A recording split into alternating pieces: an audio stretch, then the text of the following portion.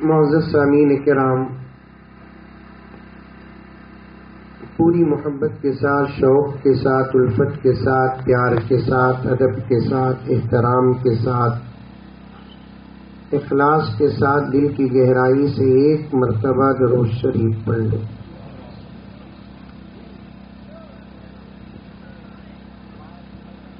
اللہ تبارک و تعالی کا کرم ہے، احسان ہے، عاجز اور گنہگار کو دوسری مرتبہ حضرت امیر شریعت کرناٹک شیخ الحدیث دارالعلوم سبیل الرشاد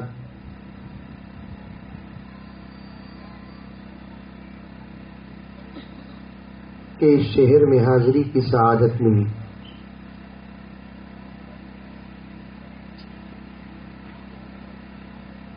سچ مانے حضرت کے اس شہر میں حاضر ہو کر بیان کرتے ہوئے ڈر بھی ہو رہا ہے،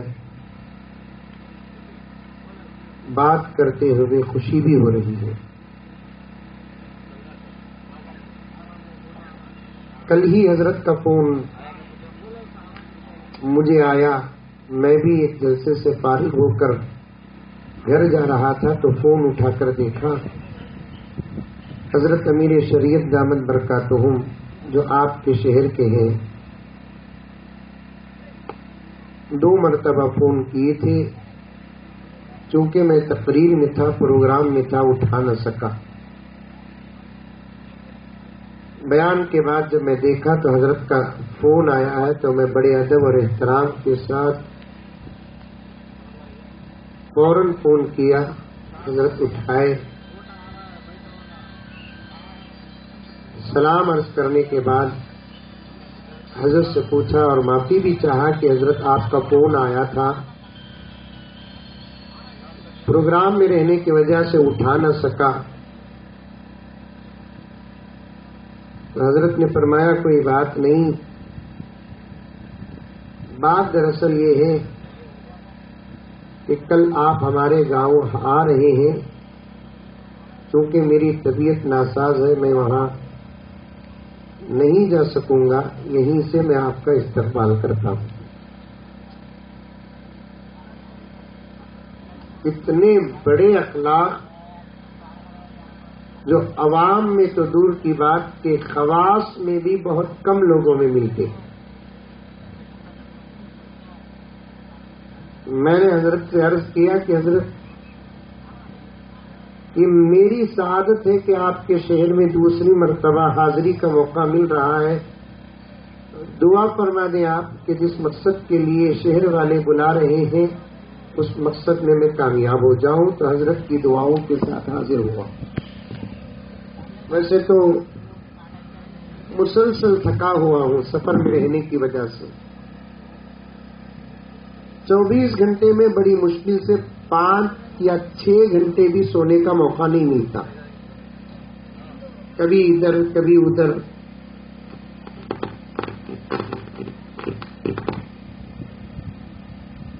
کبھی ادھر کبھی ادھر،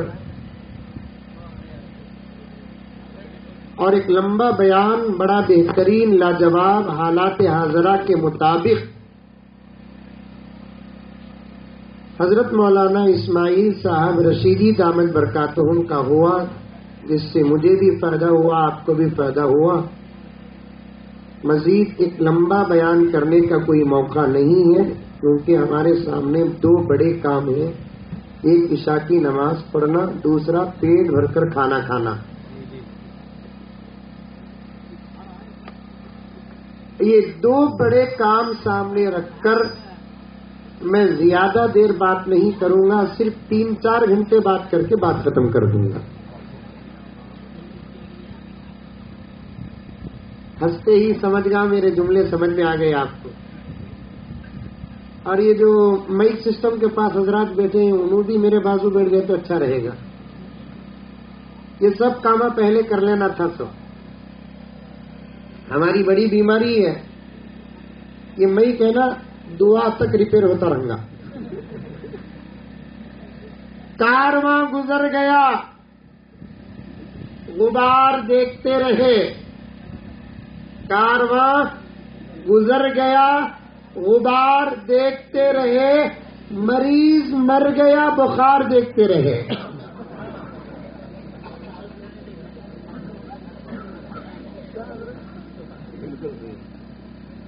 جلسہ پورا ہوا تو بھی مائک ریپیئر والے کو تھرتا۔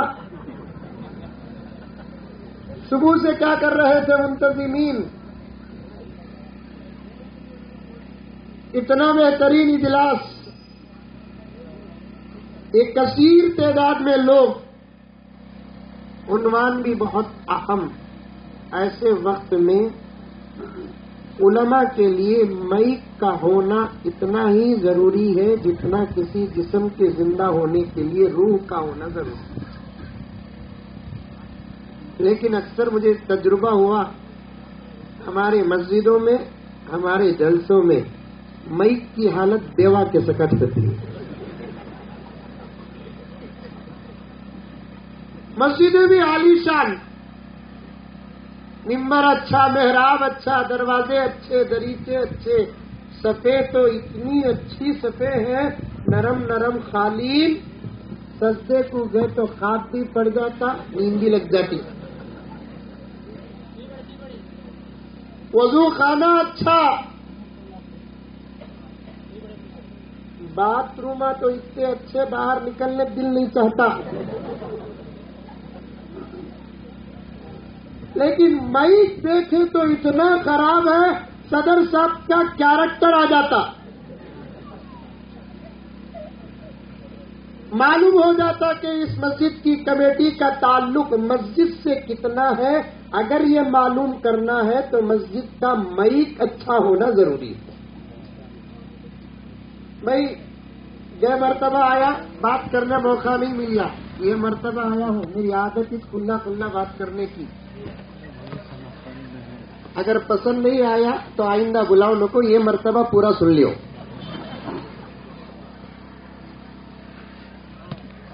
نہ اذان کا مائک اچھا رہتا، نہ نماز کا مائک اچھا رہتا۔ اللہ اکبر! یہ اذان کے الفاظ اور نماز میں قرآن کی تلاوت کے ساتھ اگر مائک بھی اچھا ہو جائے تو دوستو ہمارا دین صرف اذان سن کر پورے گاؤں شہر میں پھیل جائے گا۔ کالندہ میں اذان ہوتی، ارے بولو بھی کہتی بھی ہوتی، ہمارے بنگلور میں بھی ہوتی۔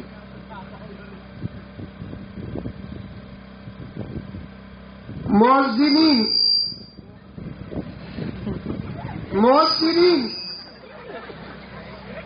یہ تو ریٹائرڈ ہوتے ہیں۔ ہمارے ابا حضرت مولانا زکریا صاحب رحمۃ اللہ علیہ کے فرمان کے مطابق مؤذنوں کی حالت کیسی بولے تو ویلا میں پاور نہیں، منہ میں بیرنگ نہیں۔ پتا نہیں مؤذن صاحب اذان شروع کرے تو بچہ ڈر کو آ تو اماں کو لپٹ لیتا۔ میں کورونا کی بات نہیں کر رہا ہوں، دوسرے جگہ کی بات کر رہا ہوں، میں نے تمہیں غصہ کرے تو۔ ایک گاؤں کو گیا تمل ناڈو میں، عصر اور مغرب دو وقت کی نماز پڑھنے کا موقع ملا، کیونکہ سفر تھا مجھے، عصر کو بھی کھڑانا مغرب کو بھی کھڑانا بولے تو ٹائم ہو جاتا بول کر رخصت تھی مسافرین کے، اس لیے ہم ساتھیوں نے مشورہ کیا عصر آخری وقت میں پڑھ کر 5-10 منٹ بیٹھ کو چائے کی پی کو مغرب بھی پڑھ لے کر سامنے گزر جائیں گے۔ عصر کی نماز ہوگی، ہمیں جا کر کھڑے، وضو کرے، نماز پڑھے، پھر ایک چائے پینے کو آئے، اذان ہو لے کر تھی، آئے ہم لوگ مسجد کو۔ اذان بھی ایسی تھی 2018 مودی جی کے ماڈل کی تھی اذان، سن کو میں پریشان ہوگا کہ کیا مؤذن صاحب جملے بول رہی، میں تو نقل بھی کرتا ہوں اذان کو۔ اللہ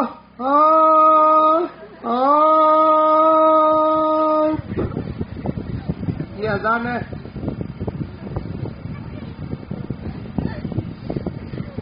خیر اذان سن لیا، نماز پڑھ لیا، نکلتے نکلتے مؤذن صاحب کو مل کو ایک دو جملے بات کر لیں گے بول کر مؤذن صاحب کو پوچھا، مؤذن صاحب تمہیں کہاں والے؟ مؤذن صاحب بولے میں یہاں والا۔ میں بولا اس کے اوسط کمیٹی نکالی نہیں سو مولوی صاحب اذان کہاں سیکھے؟ مولوی صاحب بولے کو کہاں نہیں سیکھا نہیں میں سیکھ گیا سو میں بولا اس کے اوسط ایسی ہے سو میں بولا مولوی صاحب کیا بھی سمجھو نکو تمہیں بڑے میں چھوٹا گزارش ہے ذرہ اذان کے الفاظ کسی مولانا کے پاس جا کو صحیح سیکھ لیے تو انشاءاللہ تعالیٰ بہت فائدہ ہو جاتا. تو وہ مولانا صاحب مجھے جانتے نہیں تھے, میرے ساتھ زبی بھی تھے, کیسٹ پہلے پوچھ کر دیکھو گرم ہو کر وہ بوڑھے میں بولے جاؤ جی کام دیکھ لے کو دیر سے گرما کو ایسی آزا بس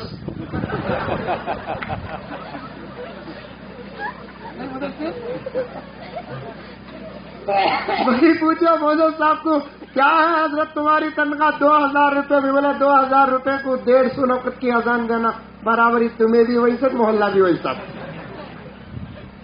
نہ موزن صاحب برابر نہ مسجد کے مئیکا برابر تو اذان کا خوبصورت پیغام زمانے کو کہاں جائے گا.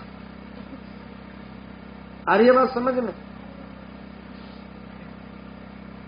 مائک سسٹم بھی اتنا اچھا ہو اور اذان دینے والا بھی اتنا بہترین ہو کہ اذان دے تو پورے شہر میں آواز گونجے, غیر مسلم چاہے وہ ہندو ہو کہ عیسائی ہو, دشمن ہو کہ دوست ہو, وہ مسجدوں کی اذان سن کر یہ سوچنے پر مجبور ہو جائے کہ اتنی خوبصورت آوازیں ہماری مندروں سے کیوں نہیں آتی. بات صحیح ہے کہ غلط ہے؟ ارے منڈی سے بھی ہلاؤ. اللہ اکبر اللہ اکبر. ارے سبحان اللہ تو بولو رے بابا, میری تعریف نہیں, اذان اور اذان کے انداز کی تعریف. اللہ اکبر اللہ اکبر. اذان کولاندا میں ہو, سننے والے کو مدینہ یاد آ جائے, مکہ یاد آ جائے, مصر یاد آ جائے, ایران عراق یاد آ جائے. اتنی بہترین اذانیں ہو, اس کے لیے دو چیزوں کا ہونا ضروری ہے. ایک مؤذنین کا جوان ہونا ضروری ہے, دوسرا مائک کا اچھا ہونا ضروری ہے. غرض مجھے تو اور کوئی عنوان آپ کے سامنے پیش کرنا ہے, سسٹم پر بات یاد آ گئی تو عرض کر دیا. مجھے امید ہے کہ یہاں کی مسجد کے ذمہ دار حضرات بھی اپنے مسجدوں کے مئی سسٹم کو بہتر رکھیں گے. یہ بھی اذان کے آداب میں داخل ہے, نماز کے آداب میں داخل ہے, قرآن سے محبت کی ایک دلیل ہے, اور جلسوں میں بھی اس کا انشاءاللہ تعالی اس کے بعد خاص کا لحاظ رکھیں. چلیے میں عرض کر رہا تھا, حضرت امیر شریعت دامت برکاتہم نے وہی بنگلور میں رہ کر اپنے گاؤں کی نسبت سے میرا استقبال کیے. یہ بڑے لوگوں کی بڑی بات ہوتی ہے. اللہ تعالی حضرت کی عمر میں برکت عطا فرمائے, سائے کو تادر قائم فرمائے, ان کے توجہات میں, ان کے دعاؤں میں ہمارا اور سارے عالم کا حصہ اللہ تبارک و تعالی عطا فرمائے. ایک مرتبہ درود شریف پھر پڑھ لیں. ابھی بڑی قیمتی باتیں مولانا بیان کر رہے تھے, انہی باتوں کے پیچھے چلتے ہوئے ذرا کھول کر آپ کے سامنے پیش کر دوں. دوستو, ایک چھوٹا سا سوال آپ کے سامنے کرنا چاہتا ہوں. اس سوال کو پہلے سنو, انشاءاللہ آپ کی طرف سے جواب میں خود دوں گا, اور مجھے امید بھی نہیں ہے کہ جواب آپ کی طرف سے آئے گا. ایک سوال, یہ ضروری نہیں ہے کہ آپ ہی ہمیشہ علماء سے سوال کریں, علماء کو بھی سوال کرنے کا حق دو. اٹھے بیٹھے سوال کرتے علماء سے, لیکن علماء کو سوال کرنے کا موقع نہیں دیتے, اور وہ بھی مولوی صاحب سے سوال کرے تو ڈھنکت بھی کرتے ہیں. وہ سوال سن کر ہماری بی پی ہائی ہو جاتی ہے, شوگر ڈاؤن ہو جاتی ہے. ابھی 3-4 دن پہلے ایک ضروری کام میں تھا, ایک نوجوان فون کریا, کٹ کریا, میں پھر فون کریا, پھر کٹ کریا, پھر فون کریا, پھر کٹ کریا. آخر انہیں پیچھے فون کریا نا, کیا سے کی بول کر اٹھا کو السلام علیکم. وعلیکم السلام. کیا بھی قصہ, ایک سوال کرنا حضرت. کیا بھی سوال کرتا ہوں, یزید کی اماں کا نام کیا حضرت کا؟ نے بولا کہ بھائی تمہارے اماں کو رکھنا کیا؟ یزید کی اماں کی ضرورت کیا؟ میں ایک سوال کرنا چاہتا ہوں کولاندا کے میرے نوجوانوں، آج میں نے تمہارا جوش دیکھا، تمہارے نعرے دیکھے، تمہاری محبتوں کو دیکھا، تمہارے جوش کو سلام، تمہارے نعروں کو سلام، تمہاری محبت کو سلام ہے، لیکن میرا سوال کا جواب دینا، یہ نہ سمجھنا کہ میں تمہارے جوش میں بہہ جاؤں گا، تمہارے نعروں میں بہہ جاؤں گا، تمہاری محبت میں بہہ جاؤں گا۔ محبت الگ، نعرے الگ، جوش الگ، حقیقت الگ ہے۔ نعروں سے زمانہ آج ڈرنے والا نہیں، جوش سے زمانہ آج ڈرنے والا نہیں۔ نعرے میرے والد نے بھی فرمایا رحمت اللہ علیہ، اور اس وقت ہندوستان کی سب سے زیادہ درد دل رکھنے والی شخصیت حضرت مولانا ارشد مدنی صاحب دامت برکاتہم، اللہ تعالیٰ عمر میں برکت عطا فرمائے، اپنے کتاب بے مثال میں فرمایا کہ امت کو جتنا نقصان بے جا نعروں سے ہوا اتنا نقصان تو دشمنوں سے بھی نہیں ہوا۔ نعروں میں کنٹرول رکھو، ہول سیل میں بولے۔ بہار معلوم؟ بہار ارے معلوم امریکہ میں ہے نا، نہیں ہمارے ہندوستان میں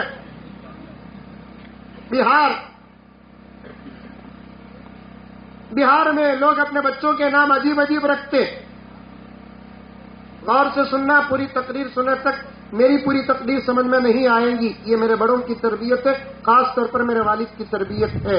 میں بڑی گہرائی سے بات آپ کے سامنے کرتا ہوں، لیکن پوری توجہ آپ میرے سامنے رکھیں گے، اور توجہ کو میرے سامنے رکھنے کے لیے آپ کو ایک کام کرنا پڑے گا کہ اپنے موبائل کو آف کرنا پڑے گا، کم سے کم سائلنٹ موڈ میں۔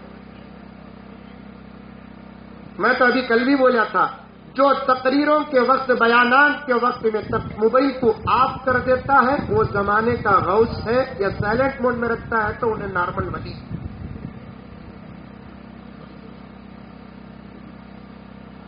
غرض بہار میں لوگ اپنے بچوں کا نام عجیب عجیب رکھتے، عالم، جہاں، اسلام، ایمان، یہ سب نام رکھتے۔ کولاندا میں کیا نام رکھتے مجھے معلوم نہیں، رکھتے ہیں کیا نام آیا؟ کسے پوچھ کر رکھتے نام؟ مولوی صاحب کو نہیں چلے گا تھا، اور انٹرنیٹ دیکھ کر رکھتے ہم، سمجھ میں آئی بات؟ ایک بچے کا نام اسلام تھا، وہ بچہ اپنے باپ کے ساتھ ٹرین میں کہیں جا رہا تھا، ڈبے میں بھی کچھ مسلمان تھے۔ 4 گھنٹے کے بعد ٹرین ایک جگہ پر رکی 2-3 منٹ کے واسطے، تو باپ نے اپنے بیٹے سے کہا کہ بیٹے جا کر ذرا کبھی بھی کھانے کی چیزیں لے کر آ جا۔ تو بیٹا اسلام اتر کر گیا، لینے تک ٹرین ہلو پاس ہو رہی ہے، باپ درگاہ کہاں بچہ مس ہو جاتا کہ بول کر دریچے میں سے اسلام، ڈبے میں بیٹھے ہوئے پورے گھگواں زندہ باد۔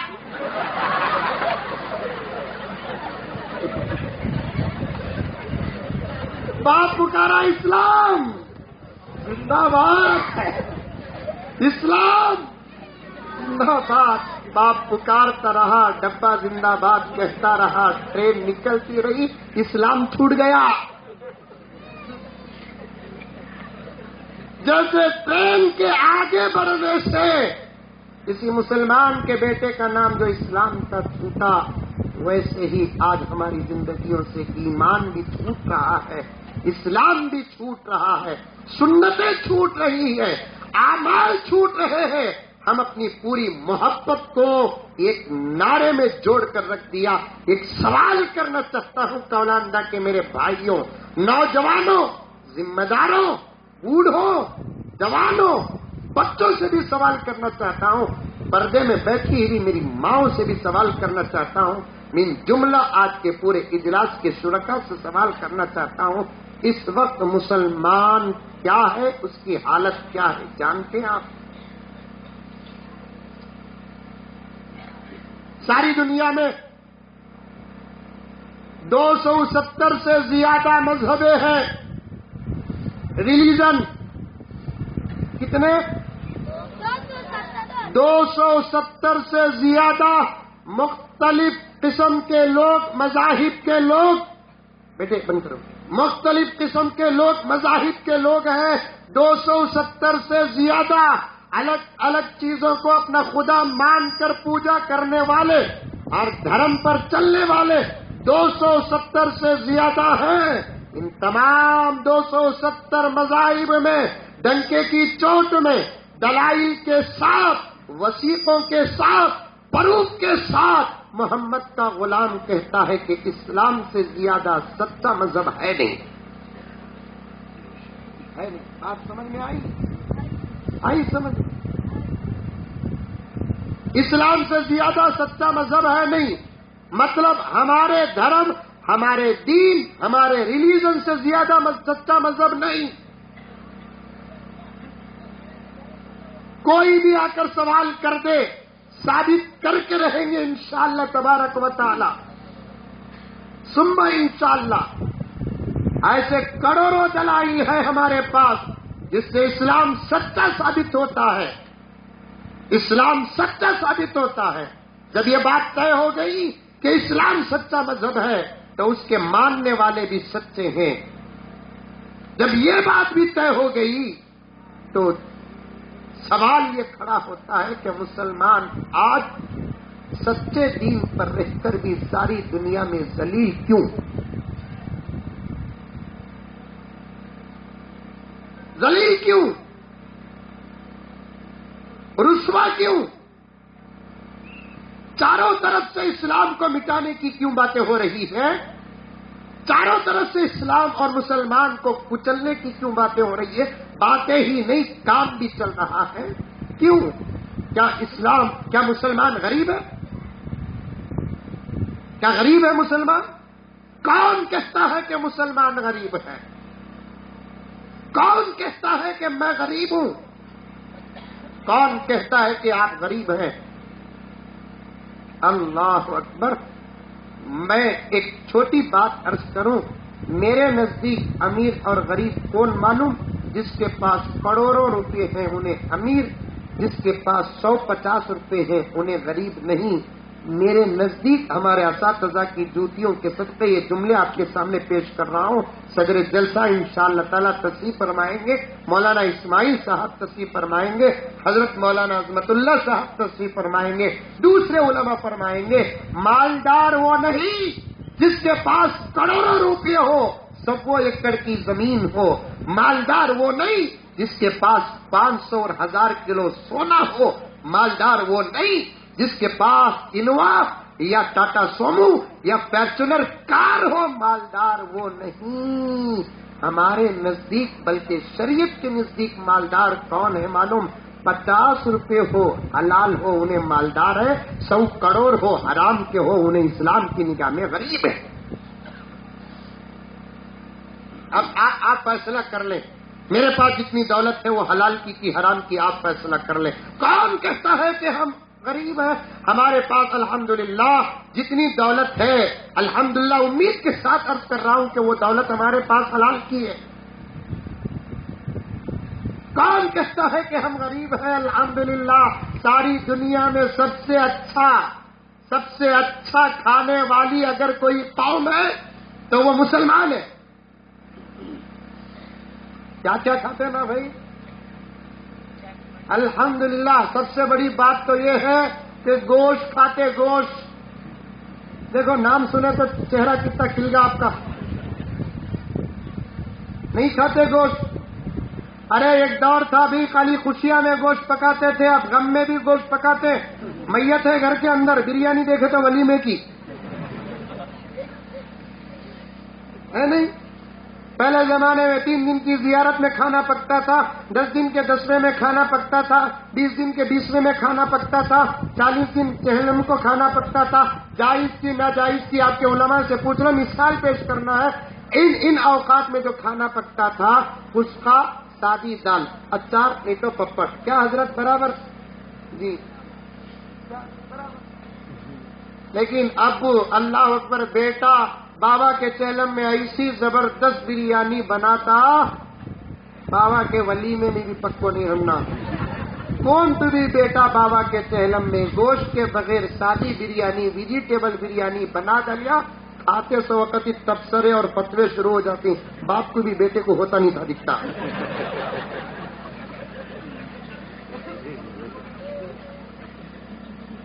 پھر باہر نکلنے کے بعد اپنے تبصرے اور فتوے چھپاتے بھی نہیں، وہ غمزدہ بیٹے کو تانا بھی دیتے، کی رے بابا چھوڑ کو گیا تو پورا کھا لیتا، آج ایک بکرا کھا ڈالتا تو کیا ہو جاتا تھا۔ کون کہتے ہیں کہ ہم کم کھاتے ہیں، سب سے زیادہ اچھا کھانے والے ہمیں۔ رمضان آتا کولنبا میں آتا، ہمارے بنگلور میں بھی آتا۔ ہنسنے ہنسانے کی بات نہیں، ہنستے ہنستے ہمارے بڑوں کے یہ نقطے اپنے سینوں میں بسا کر جاؤ۔ چیلنج ہے خدا کی قسم، خدا کی قسم کھا کر کہتا ہوں، باوضو بیٹھا ہوں، قرآن پکڑنے کی ضرورت نہیں۔ یہ عاجز اپنے سینے پہ ہاتھ رکھتا ہے تو قرآن پکڑنے کے برابر ہے، سینے میں اللہ کے فضل سے قرآن موجود ہے۔ قسم کھا کر کہتا ہوں، صرف رمضان میں مسلمان جتنا کھاتا ہے، سال بھر دوسری قوم اتنا نہیں کھاتی۔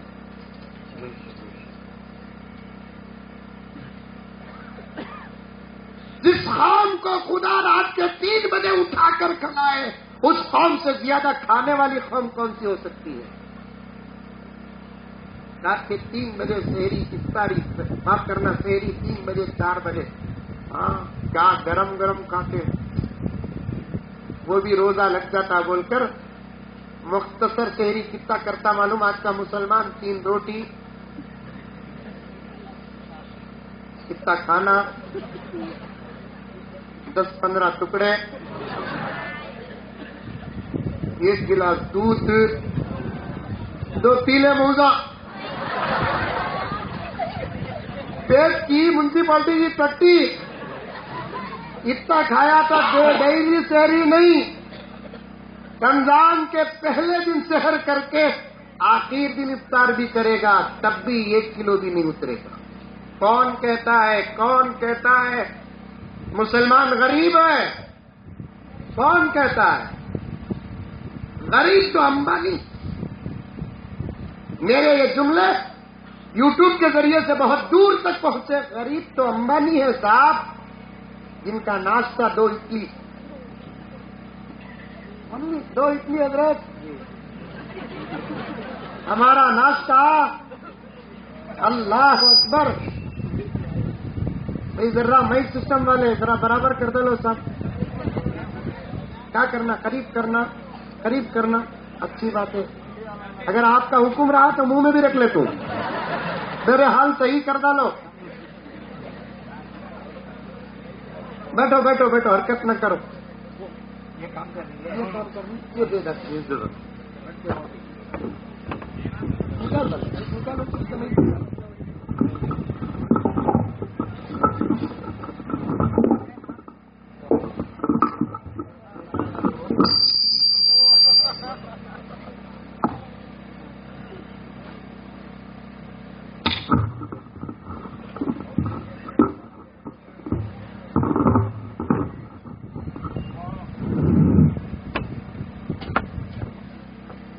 غریب مسلمان کیسے ہو سکتا ہے؟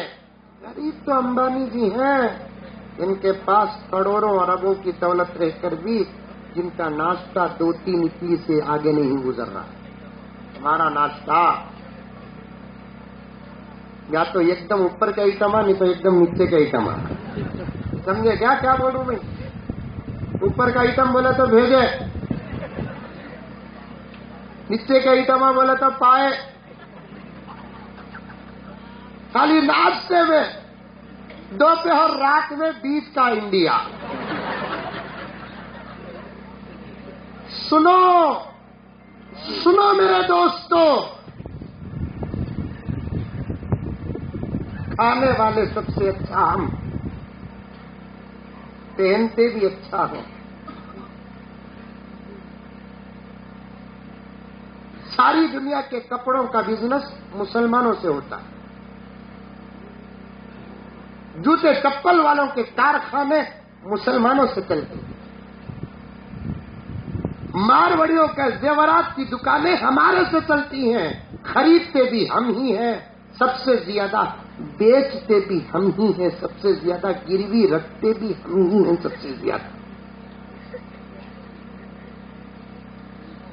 ساری دنیا کی کمپنیاں ہم سے چلتی ہیں. پھر یہ حالت مسلمانوں کی کیوں؟ اور دشمن مسلمانوں کی یہ حالت بنانے میں کامیاب بھی ہے.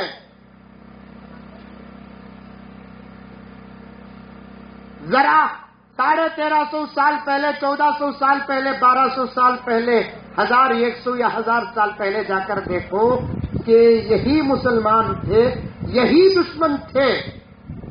نہ دشمن بدلے نہ مسلمان بدلا. یہ نہ سمجھو کہ اس وقت کے جو مودی ہیں یہ اسی زمانے کے مودی ہیں.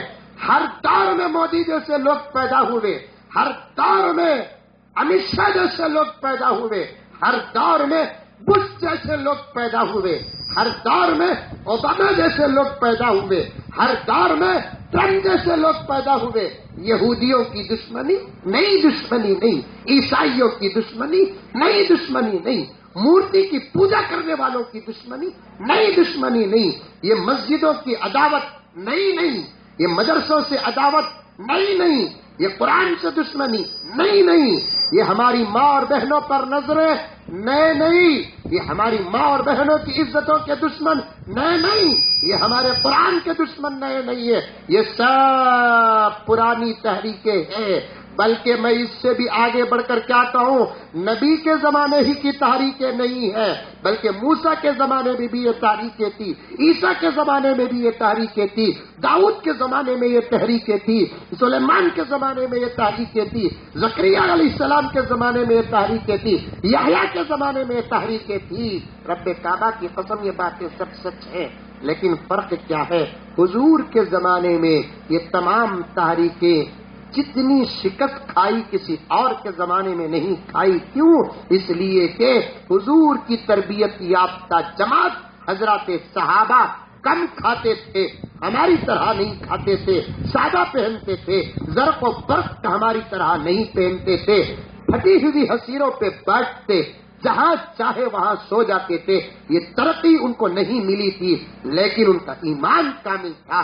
صحابہ کے سامنے یہودی ہار گئے، صحابہ کے سامنے عیسائی ہار گئے، صحابہ کے سامنے پتھر کی مورتیوں کی پوجا کرنے والے ہار گئے. اس سے پہلے دور میں بھی ایسی دشمنیاں گزری ہیں، آج بھی چل رہی ہے. وہ کامیاب ہو گئے، ہم ناکام ہو گئے. ناکام ہونے کا راز کیا؟ سوال کر رہا ہوں نوجوانوں. کھانے میں فرق تھا صحابہ کے ہمارے، کپڑوں میں فرق تھا صحابہ کے ہمارے، گھروں میں فرق تھا صحابہ کے ہمارے، لیکن 90 سے زیادہ % کی چیزیں جو صحابہ کے زمانے میں صحابہ کے پاس تھی وہی ہمارے پاس تھی. صحابہ کے پاس بھی وہی کلمہ جو ہمارے پاس بھی ہے. صحابہ کے لیے بھی 5 وقت کی نمازیں وہی 5 وقت کی نمازیں ہمارے لیے بھی ہے. صحابہ کے پاس جو قرآن بالترتیب تھا وہی قرآن بالترتیب ہمارے پاس ہے. تمام چیزیں صحابہ کے پاس تھی، ہمارے پاس بھی وہی ہے. اس کے باوجود صحابہ کامیاب اور ہمیں ناکام کیوں؟ کبھی سوچا؟ کولاندہ کے نوجوان حالات روزانہ قرآن نہیں پڑھتا، اخبار پڑھتا ہے میرا بھائی، قرآن نہیں دیکھتا، ٹی وی دیکھتا ہے میرا بھائی، قرآن نہیں دیکھتا، موبائل دیکھتا ہے میرا بھائی. تیری ترقی اور ساری دنیا کی خبریں تیرے پاس پہنچانے کے لیے واٹس ایپ کا بھی ایک سبب اور ایک راستہ تمہارے پاس آیا. اتنا بڑا مجمع بیٹھا ہوا ہے، کون اسلام کی اس بستی مسلمانوں کی ذلت سے ناواقف ہے؟ کون نہیں جانتا امریکہ کے مسلمانوں پر کیا ہو رہا ہے، فرانس کے مسلمانوں پر کیا ہو رہا ہے، چائنا کے مسلمانوں پر کیا ہو رہا ہے، اور فلسطین کے مسلمانوں پر کیا ہو رہا ہے، جزیرۃ العرب سعودی عرب کے مسلمانوں پر کیا ہو رہا ہے؟ کون نہیں جانتا؟ حتیٰ کہ ہندوستان کے مسلمانوں پر کیا ہو رہا ہے کون نہیں جانتا؟ سب جاننے کے باوجود کبھی سوچا بھی نہیں، کبھی پوچھا بھی نہیں کہ مولانا کلمہ ہمارے پاس آج ہم ناکام کیوں؟ قرآن ہمارے پاس ہم ناکام کیوں؟ نبی کی شریعت ہمارے پاس ہم ناکام کیوں؟ نہ سوچا نہ پوچھا نہ سوچا. تھوڑی دیر کے لیے سوچتا میرا نوجوان بھائی, مجھے بولنے کی ضرورت نہیں آتی, تمہیں بھی سمجھ جا, تم کو بھی سمجھ میں آ جاتی. ہم نہ سوچنے کی, اسلام پر غور و فکر کرنے کی فرصت کہاں, حالات پر غور و فکر کرنے کی فرصت کہاں.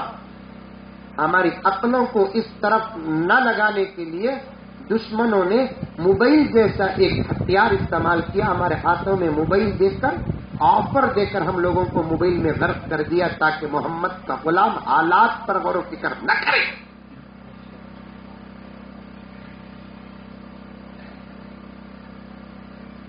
روزانہ 10 منٹ بیٹھ کر حالات کا مطالعہ کر لیتا, 10 منٹ بیٹھ کر حالات پر غور و فکر کرتا.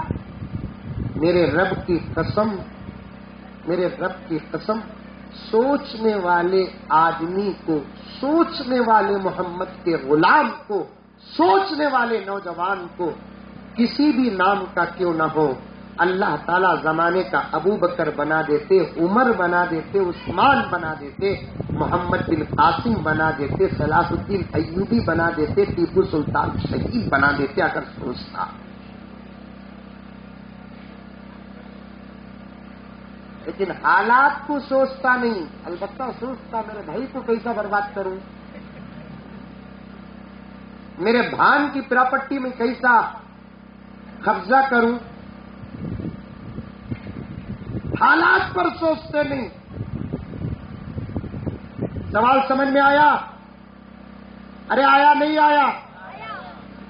نہیں آیا بولے تو اور ایک مرتبہ سوال رکھتوں, اس لیے کہ جواب ہی آج کے جلسے کا عنوان ہے. بغیر سوال سمجھے کے جواب نہیں سمجھ سکتے. جگانا چاہتا ہوں نوجوانوں, ہمارے کھانوں پہ بہت بڑی ذمہ داری ہے. یہ ایسی شریعت سے ہٹی ہوئی زندگی, اللہ کے مرضی سے ہٹی ہوئی زندگی, نبی کی مرضی سے ہٹی ہوئی زندگی کو خدا را طلاق دے دو, طلاق دے دو. ایک نہیں, دو نہیں, 3 طلاق دے دو, پلٹ کر بھی نہ دیکھو. بہت بڑی ذمہ داری ہے, بہت بڑے دور سے گزر رہے ہیں. ہمارے بچوں کو پراپرٹی نہ بناؤ, ہمارے بچوں کے لیے بینک بیلنس نہ بناؤ, ہمارے بچوں کے لیے 5 افطر کی بلڈنگیں تیار نہ کرو. بس ہاتھ جوڑ کر ایک گزارش کرتا ہوں, ان معصوموں کو آنے والے 25 یا 30 سال یا 50 سال کے بعد ایک بہترین ہندوستان بنا کر ان کو دے دو, ایک بہترین ماحول بنا کر ان کو دے دو, ایک بہترین انداز بنا کر ان کو دے دو. ورنہ ہمارے بڑوں نے محنت کر کے جو ہندوستان, جو ماحول ہم کو دیا, اگر ایسی محنت کر کے ہم ہمارے بچوں کو ایسا ہندوستان, ایسا زمانہ, ایسا ماحول نہیں دیں گے, کالنڈا کے مسلمانوں بطور خاص میری اس بات کو کسی کاپی میں لکھ کر قرآن کے نیچے رکھ کے مر جانا کہ انشاءاللہ وہ وقت آئے گا. اللہ ہم تمام کی حفاظت فرمائے. ایک اچھا ہندوستان بنا کر نہیں دیے, ایک اچھا ماحول نہیں بنائے, ایک ایسا دور آئے گا, یہ بچوں پر جب مصیبتیں گزریں گی, ان کے گلوں پہ جب آرے چلیں گے, ہماری بیٹیوں کے سروں سے جب آنچل کھینچا جائے گا, ہمارے گھروں سے جب قرآن نکال کر پھینکا جائے گا, ہمارے گھروں سے قرآن نکال کر جب جلایا جائے گا, ہماری مسجدوں کی اذانوں پر کیا, مسلوں کے نمازوں پر جب پابندی لگے گی, ممبر کے خطبوں اور تقریروں پر جب پابندی لگے گی, نبی کی اس سنت پہ جب پابندی لگے گی, سروں کے امامے اور ٹوپیوں پر جب پابندی لگے گی, علماء کے جھپوں پر جب پابندی لگے گی, مدارس پر جب تالے پڑیں گے, مدرسوں کو توڑا جائے گا, مدرسوں کو ختم کیا جائے گا, ایسے دور میں خدا نہ خواستہ ہمارے بچوں کو سمجھ رہی, وہ ہمارے قبروں کے پاس آئیں گے, ہمارے قبروں کے پاس آئیں گے, فاتحہ پڑھنے کے لیے نہیں, تھوکنے کے لیے آئیں گے.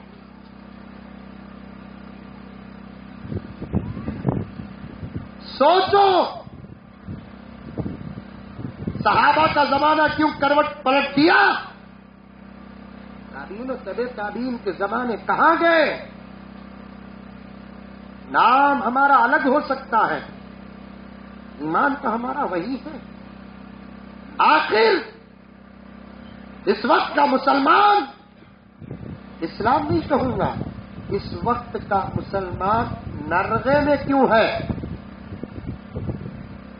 کثیر تعداد میں نوجوان بیٹھے ہیں، ہاتھ جوڑ کر آپ سے گزارش کرتا ہوں، سوچو سوچو، کیا تم زمانے کے ابو بکر نہیں؟ کیا تم زمانے کے عمر نہیں؟ یہ بات بول کر اپنی بات کو آگے بڑھاؤ، ابھی تقریر شروع کرے نہیں ملی. مجھے ڈر بھی ہے کہ میں اختتام تک پہنچنے تک تمہیں بیٹھ دیں گی نہ اس کو چل جاتی گی، معلوم نہیں. یہ تو آج مولوی صاحب کی تقریر میں بیٹھتے نہیں لوگ، اور مولوی صاحب کو لمبی تقریر کرنے بھی نہیں دیتے. ایک گاؤں میں ایک مولوی صاحب کہتے لمبی تقریر کرتے تھے، کہتے پورا گاؤں پریشان، کمیٹی بیٹھی، نکالی بھی نہیں ان کو، کہتے انہوں گاؤں کے کمیٹی بیٹھ کر امام صاحب کو، خطیب صاحب کو بلا کر بولی، کہتے حضرت تمہیں ہمارے گاؤں کے بہت پرانے ایک گزارش ہے، حضرت تمہارے زمانے میں ادمیاں فری تھے، ہمارے زمانے میں ادمیاں بزی ہیں، تمہیں بہت لمبی تقریر کر دیں. ابھی تمہاری زندگی اتنی پڑی ہے، ہماری زندگی اتنی پڑی ہے، ابھی کئی ہزار جمعے آنا ہے، رتی بول کو پورے تقریر کرو حضرت، تمہیں ایک ہی جمعہ پورا کر تم کو 2-3 گھنٹے تقریر کرتے ہیں، لوگوں کو بہت تکلیف ہو رہی ہے، ٹائم دیکھ کر شروع کرو، ٹائم دیکھ کر ختم کرو. وہ بولے، امام صاحب بولے، کہتے میرے پاس گھڑی نہیں ہے. کمیٹی والے اس بات میں فیصلہ کرے، کہتے کام کریں گے، ایک اچھی خوبصورت گھڑی امام صاحب کو لے کر دیں گے. تو امام صاحب کو بولے تھے ہمیں گھڑی لے کو دیتی تم نہ. تو امام صاحب بولے، کہتے لے کو دیکھو کیا فائدہ، ٹائم دیکھنا آتا نہیں.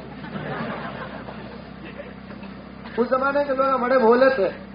ابھی حضرت بیٹھے نہیں، ہمارے حضرت عظمت اللہ صاحب اللہ عمر میں برکت عطا فرمائے، ان کو موبائل چلانا آتا؟ پوچھو. یہ نہیں تو بول رہی آتا کہتا ہے. یہ جواب نہیں دے رہی، حضرت کو بھڑکا رہی تو ویسے ایسے نوجوانوں کو بہت دیکھا ہوں میں، بوڑھوں کو چھیڑنے میں بڑا مزہ آتا. سمجھ میں یہ بات، بیوی کو چھیڑتا نہیں کیا تو جواب ملتا تھا، کاؤنسلر کو چھیڑتا نہیں، ایم ایل اے کو نہیں چھیڑتا، محلے کے بڈھے کو چھیڑتا ہے. سمجھ میں نہیں آتا میرے بھائی. اگر تمہارے گاؤں میں آتا ہے تو وہ تمہاری تربیت رہے گی، ورنہ اکثر بوڑھوں کو نہیں آتا. آج بھی موبائل آن کرنا نہیں آتا، آف کرنا نہیں آتا. زیادہ سے زیادہ آن کریں گے یا آف کریں گے. یہ ایسے جو ہے نا 3 موبائل، اینڈرائڈ ٹچ اسکرین، کیا کہتے ہیں 6 رام کی 64 GB کے ایسے سب موبائل نہیں آتے. پرانے جو تھے نہیں، نوکیا مرحوم، اب بھی بڑے اجنا کے پاس بہت موبائل ہے، تو آیا تو ہم ہلو کہتے، پھر اس کے بعد انہیں بند کر دے لیتے بھی ان کو بند کرنا نہیں آتا. ہمیں خوش نصیب ہے، ہمیں ہر کام آتا ہے. سمجھ میں آئی بات ہے. تو پرانے لوگوں کو گھڑی تک دیکھنا نہیں آتا تھا. سورج کی روشنی اور سائے کی طوالت اور سائے کو دیکھ کر ٹائم محسوس کرتے تھے. ان لوگوں آج بھی تہجد کا وقت معلوم ہو جاتا تھا اس زمانے میں. آج ٹائم رکھ کر بھی تہجد کا وقت نہیں معلوم ہوتا. فجر کا وقت معلوم ہوتا تھا، اشراق کا وقت معلوم ہوتا تھا، چاش کا وقت معلوم ہوتا تھا. آج تمام تر ترقی آ کر بھی کیا بھی معلوم نہیں ہوتا. تو کر مولانا بولے مجھے گھڑی دیکھنا نہیں آتا، تو کیا رے کرنا، ان کے پاس گھڑی بھی نہیں، گھڑی لے کو دیتی بولے تو دیکھنا بھی آتا نہیں کرتے. پھر آپ کے جیسا ایک نوجوان مشورہ کرے، بیٹے آپ کے جیسا ایک نوجوان مشورہ کر تو بولیا حضرت ایک کام کرو، حضرت ایک چاکلیٹ منہ میں رکھ لے کو تقریر شروع کرو. جب تک چاکلیٹ منہ میں رکھتا تقریر کرو، چاکلیٹ ختم ہوگا تو تقریر بند کر دینا. ارے بڑا اچھا آئیڈیا ہے. منہ میں چاکلیٹ رکھ لے کو ہر جمعہ بیان کرتے تھے، ویسے ہی چاکلیٹ ختم بیان ختم.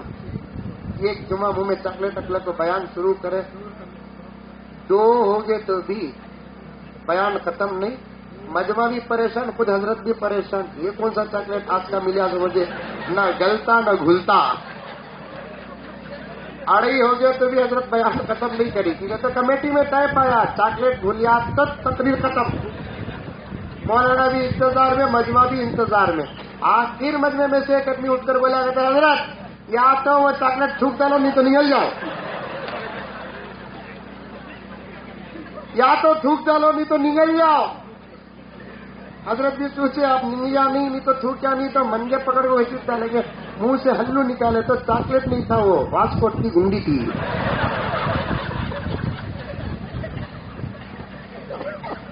بیٹھو، علماء کے بیانات میں بیٹھو. اتنی قیمتی باتیں مولانا اسماعیل نے بتائی، کیا گہری باتیں بتائی. کیونکہ پیچھے مقرر تھا اس لیے وہ کھول نہ سکے. ایک فطرت ایک عادت ہوتی ہے، پیچھے مقرر ہوتا ہے تو سامنے کا مقرر جملوں کو کھولتا نہیں. میں اس لیے کھول رہا ہوں، میرے بات کوئی مقرر نہیں. لیکن کیا باتیں تھی، کیا باتیں تھی. سوچ رہے نوجوان، آج ہماری ذلت کا راز کیا، سبب کیا، ہماری بربادی کا راز کیا، سبب کیا. ہمارا مال برباد ہو رہا ہے، عزتیں تباہ ہو رہی ہے. ایک بات بتاؤں، کل حضرت ٹیپو سلطان شہید رحمت اللہ علیہ کی یوم ولادت، میں مانتا ہوں کہ کسی کی پیدائش کی خوشی منانا از روئے شرع جائز نہیں. سیاست اور ضرورت تھی، کچھ بنگلور کے سیاسی لوگوں نے اس کو شروع کیا، لیکن دشمن کون دوست کون نکل کر آیا کہ نہیں آیا. جب ہمارے ولیوں کی زندگی کچھ زمانہ کھولنے نہیں دیتا، دشمن کھولنے نہیں دیتے، آئندہ چل کر صحابہ کی زندگیوں پر بریک لگے گا. آئندہ چل کر ہماری غفلتوں کا یہ حال رہا تو پھر نبی کی زندگی پر بھی قانون لگے گا. سوچو ہماری یہ حالتیں کیوں. ساری دنیا میں ہر ملک کا مسلمان ناکام کیوں نظر آ رہا ہے. جب آپ سنو تمہاری طرف سے 4 ایسے بڑے اسباب ہیں جس کی وجہ سے آج مسلمان نرغے میں ہیں، انگلیوں سے گننا 4 ایسے بڑے سبب جس کی وجہ سے مسلمان نرغے میں ہے. یہ دوا دے رہا ہوں، جگا رہا ہوں آپ کو. سب سے پہلی بات یہ ہے کہ اس وقت مسلمان نرغے میں کیوں؟ اس لیے کہ اس کا ایمان کمزور ہو گیا.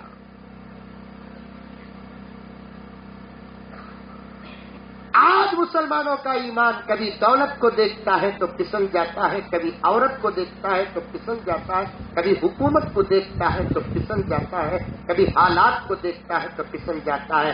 سبحان اللہ العظیم. صحابہ ہو کہ تابعین ہو، تبع تابعین ہو کہ ائمہ ہو، محدثین ہو کہ مفسرین ہو، میرے رب کی قسم، میرے رب کی قسم، ان کے ایمان کے سامنے دولت آئے، عورت آئے، حکومت آئے، اس کو قربان کرتے، لیکن اپنے ایمان کو قربان نہیں کرتے. صحابہ کا ہو کہ تابعین کا، کبھی دولت کے سامنے ان کا ایمان پسلا نہیں، عورت کے سامنے ان کا ایمان پسلا نہیں، کبھی حکومت کے سامنے ان کا ایمان پسلا نہیں. اسی کے ضمن ایک واقعہ سن لو. ایک صحابہ کا ایک قافلہ کہیں جا رہا تھا، رات کے اندھیرے کا فائدہ اٹھا کر اس علاقے کے بادشاہ کے سپاہیوں نے مل جملہ 350 صحابہ کے قافلے کو گرفتار کر لیا. اس زمانے میں ایسا اجالا نہیں تھا نا صاحب، اندھیرا تھا، پھر بھی راستے نظر آتے تھے، ایمان کی روشنی تھی ان کے پاس. صحابہ کا ایک قافلہ جہاد پہ نکلا، 350 یا 400 افراد پر مشتمل. رات کے اندھیرے کا فائدہ اٹھا کر 350-400 صحابہ کو اس علاقے کے بادشاہ کے سپاہیوں نے گرفتار کر کے بادشاہ کے حوالے کر دیا، اور بادشاہ نے کیا کیا؟ قید خانے میں ڈال دیا. ڈالو ادھر. یہ ہمارے ملک میں بغیر اجازت کے کیسے ہے؟ ایمان کیسے مضبوط بتا رہا ہوں. سادہ سیدھا جو سب سے گھٹیا کھانا دو ان کو، یا تو مجبور ہو کر کھائے یا نہ کھائے. جن لوگوں کو سوکھی روٹی کھا کر عادت ہے، اس سے زیادہ گرا ہوا کھانا کون سا ہو سکتا ہے؟ شاہ فیصل کے زمانے میں شاہ فیصل نے امریکہ کو چیلنج کیا تھا، آپ اپنی تحریکیں امریکہ کے اندر رکھو، سعودی تک لے کر نہ آؤ، اس لیے کہ ہم لوگوں کو گزری ہوئی زندگی میں جا کر گزارنے کی عادت ہے، تم لوگوں کو پیچھے جا کر زندگی گزارنے کی عادت نہیں ہے، اس لیے کہ تم لوگوں کو بریڈ روٹیاں کھا کر عادت ہے، ہم ان صحابہ کی اولاد ہے جن کو پتے بھی کھانا آتا ہے۔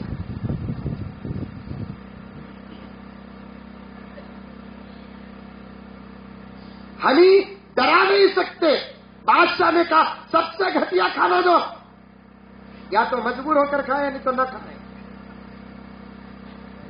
محمد کے غلام نہ، بھوک لگتی ہے کھانا آتا ہے، کھانے کو نہیں دیکھتے، پہنچانے والے رب کو دیکھتے ہیں۔ کھانا کھانے سے پہلے تمنا ہوتی تو بھیجے آنا، کلیجے آنا، پھیپھڑے آنا، پال آنا، دال آنا، روٹی آنا، مرغی آنا، مچھلی آنا، جھینگا آنا، بنگا آنا۔ اگر نہیں آیا دسترخوان میں بیٹھ کر جو آیا تو اللہ کے سچے بندے، نبی کے سچے غلام اپنی خواہشوں کو پور کر اللہ کیا دیا کہ وہ کھا لے۔ میں بنگلور میں فیصلے بھی کرتا ہوں، کولندا میں جمایا ہی ہوتی، ہمارے بنگلور میں بھی جمایا ہی، اچھا رہا تو جوائی موسیٰ، اچھا نہیں رہا تو اس زمانے کا جوائی فرعون۔ گھر میں چٹنی نہیں ملتی، ساس کے گھر میں دیکھنا، ساس کے گھر کو جاتے کہ نہیں کہ رنگت بدل جاتا، جھک کو چلنے والا بھی اکڑ کو چلتا۔ میں بنگلور میں فیصلے بھی کرتا ہوں، میاں بیوی کا تکرار، بیوی شوہر کے باتیں بتا رہی ہے، شوہر بیوی کے باتیں بتا رہا ہے، بیوی ہے نا شوہر کے اماں بابا کیا ستا ہے وہ بتا رہی، شوہر ہے نا بیوی کے ماں باپ کیا کیا بولتے ہوتے، تو باتیں کر لے کر بیٹھے آتا ہے، نوشو بول رہا ہے، جمعی بول رہا ہے، حضرت یہ کپت بھی پائے کھلائے گا، پوچھو بولا مرد بنا رکھو لاپا کھاتا۔ آنے سے پہلے ارادے کرو اللہ مجھے یہ کھلائے یہ کھلائے، آ جانے کے بعد جو آیا اللہ کا شکر کر کے کھا لو۔ بایزید بستانی رحمت اللہ علیہ فرماتے ہیں میں کھانا کھاتے وقت یہ نہیں دیکھتا کہ میرے سامنے کیا ہے، اللہ کا شکر ادا کرتے ہوئے سوچتا ہوں کہ اب اس وقت اللہ تعالیٰ روزی پہنچاتے ہوئے مجھے بھی روزی پہنچایا، شکر ادا کر کے کھا لیتا ہوں۔ کھانوں میں نزاکتیں نہیں، روٹی کچی تھی پھر دوبارہ پکانے کا موقع نہیں تھا، وہی کچی روٹی کو بسم اللہ بول کر کھا لینا، اس لیے کہ بسم اللہ دل سے جو پڑتا ہے زہر کا اثر بھی ختم ہو جاتا ہے۔ حضرت عمر فاروق رضی اللہ تعالیٰ عنہ کا دورہ خلیفہ دوم ساری دنیا میں حضرت عمر فاروق کا دبدبا تذکرہ چل رہا تھا، ہر کوئی یہ کہہ رہا تھا کہ عرب میں عمر جیسا ایک اللہ کا بندہ ہے، پتہ نہیں کہ اس کے اندر ایسا پاور کہاں سے آیا۔ سب حضرت عمر فاروق کی خوشی چاپلوسی میں لگے ہوئے۔ کسی ملک کے ایک بادشاہ نے حضرت عمر فاروق کو 3 تحفے دے کر بھیجا، ایک عطر، دوسرا خوبصورت جوان کنیز باندی، تیسرا خطرناک زہر۔ اپنے وزیر سے کہا ہمارے طرف سے امیر المؤمنین عمر فاروق کو دے دینا، اگر وہ تحفہ قبول کر لے تو پوری زندگی ہمارا ملک ان کے حملے سے بچ جائے گا۔ ایک پالیسی ہوتی ہے، پالیسی ہوتی ہے، جیسے ہمارے مودی انکل اس وقت پالیسیوں میں اتر کر آئے ہیں، ولبھ بھائی پٹیل کی مورتی 3000 کروڑ پر خرچ کیے ہیں تاکہ ان کے ماننے والے ان کو ووٹ ڈالیں۔ ایک پالیسی چلتی ہے۔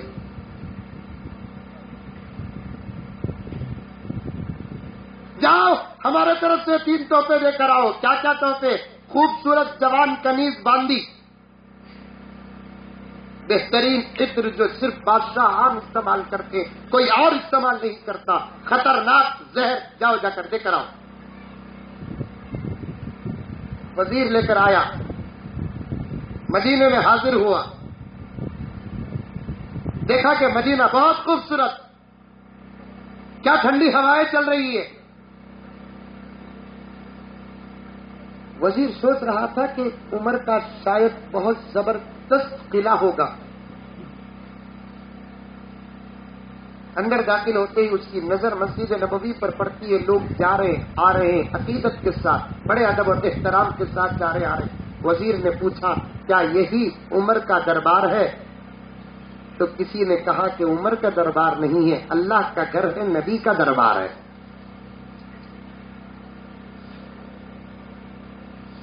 یہ مدینہ اتنی ٹھنڈی ہوائیں، کیا خوبصورت ہے۔ ایسے معلوم ہوتا ہے کہ رات میں بھی یہاں سورج شاید غروب نہیں ہوتا۔ دوستو اللہ کرے کہ آپ تمام مدینہ دیکھ کے، مدینہ ہے بھی ویسا ہی۔ پتھر کو یوں تراشا نگینا بنا دیا، نگینا بنا دیا،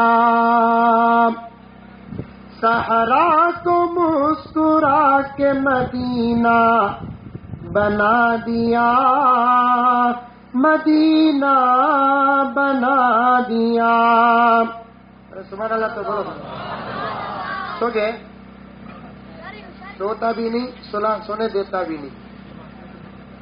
پتھر کو یوں تراشا نگینا بنا دیا، نگینا بنا دیا، صحرا کو مسکرا کے مدینہ بنا دیا، مدینہ بنا دیا۔ دونوں جہاں کے پھولوں کی خوشبو نچوڑ کر، خوشبو نچوڑ کر، رب نے میرے نبی کا پسینہ بنا دیا، پسینہ بنا دیا۔ وزیر داخل ہوا، دیکھتا کیا ٹھنڈی ٹھنڈی ہوا، ایسی خوشبو آ رہی ہے مدینے سے، وزیر کو بھی احساس ہو گیا اس خوشبو کے سامنے ہماری خوشبو بیکار ہے۔ جب باہر کی ہوا میں یہ خوشبو ہے تو اندر کا عالم کیا ہوگا۔ دیکھا ہے مدینہ، یہ مسجد نبوی امیر المؤمنین کے دربار ہے۔ نہیں بھائی، یہ عمر کا دربار نہیں، یہ اللہ کا گھر محمد الرسول اللہ صلی اللہ علیہ وسلم کا دربار ہے۔ بھئی عمر کا دربار کہاں، عمر کا قلعہ کہاں، عمر کا گھر کہاں؟ صحابہ میں کسی نے کہا کہ عمر کا نہ گھر ہے، عمر کا نہ دربار ہے، عمر کا نہ قلعہ ہے۔ پھر وزیر نے پوچھا پھر وہ رہتے کہاں ہیں، کہاں ملیں گے؟ تو صحابی نے کہا اسی گھر، اسی دربار میں وہ مل جائیں گے۔ اب وزیر یہ 3 تحفے لے کر جاتا ہے، راستے میں مسجد نبوی کے قریب کسی صحابی نے پوچھا اس جوان کو جس کے سر میں دوپٹہ نہیں، ایسے انداز میں اس کے جسم کے اکثر حصے کھلے ہوئے ہیں، کیسے تم اندر لے کر جاتے ہو؟ یہ مدینہ ہے، یہاں حیا ہے، یہاں شرم ہے، تم کہاں جا رہے ہو؟ اسے یہی کھڑا دو، اگر امیر المؤمنین سے ملنا ہے تو اندر جاؤ۔ سیدھے گیا، جا کر دیکھتا ہے کوئی کھڑا ہے، کوئی آدھا جھکا ہے، کوئی پورا جھکا ہے، کوئی کسی سے مانگتا ہے، دینے والا نظر نہیں آتا، کوئی رو رہا ہے، رونے کا سبب نہیں معلوم ہو رہا ہے۔ عجیب منظر اس دربار میں اس وزیر کو دیکھنے ملا، اور پوچھتا ہے کہ بھائی خدارا بتا دو امیر المؤمنین عمر کہاں ہے، جس کا دبدبہ، جس کا خوف، جس کا ڈر ساری دنیا میں چلتا ہے، ہزاروں میل دور سے بھی عمر کا نام سنتے ہیں تو کلیجہ پانی ہوتا ہے۔ مسجد نبوی میں کسی نے کہا وہ دیکھو منبر رسول کی سیڑھی کو تکیہ بنا کر بغیر حصیر کے فرش کو سب سے بہترین نہالی اور گدا بنا کر اپنے ہاتھ کو تکیہ بنا کر اپنی پھٹی ہوئی چادر کو بہترین کمبل بنا کر جو تھوڑے لمحے کے لیے سو رہا ہے وہی امیر المؤمنین عمر ہے. اچھا یہ بادشاہ ہے؟ ہاں بادشاہ ہے. ارے ہمارے بادشاہوں کے بستر تو پھولوں سے آباد، ہمارے بادشاہوں کے بچھونے ریشم اور مخمل کے، ہمارے بادشاہوں کے لیے پنکھا ہلانے والی 15 کنیزیں اور خادمان، عورتیں، لڑکیاں. یہ عمر؟ ہاں عمر جاتا ہے سلام کرنا نہیں معلوم. اسلام سے جو باہر ہوتے ہیں ان کو سلام معلوم نہیں، لیکن آج افسوس کے ساتھ کہنا پڑتا ہے جو اسلام کے اندر ہیں ان کو بھی سلام نہیں معلوم. ارے یہودیوں کو سلام کرنا نہیں آتا، تعجب کی بات نہیں. عیسائیوں کو سلام کرنا نہیں آتا، کرتے نہیں تو تعجب کی بات نہیں. مورتیوں کی پوجا کرنے والے، جانوروں کو بھگوان اور خدا سمجھنے والے، پیشاب کو پوتر اور گنگا سے بھی زیادہ صاف سمجھ کر پینے والے سلام جانتے نہیں، تعجب نہیں. سلام کرتے نہیں، تعجب نہیں.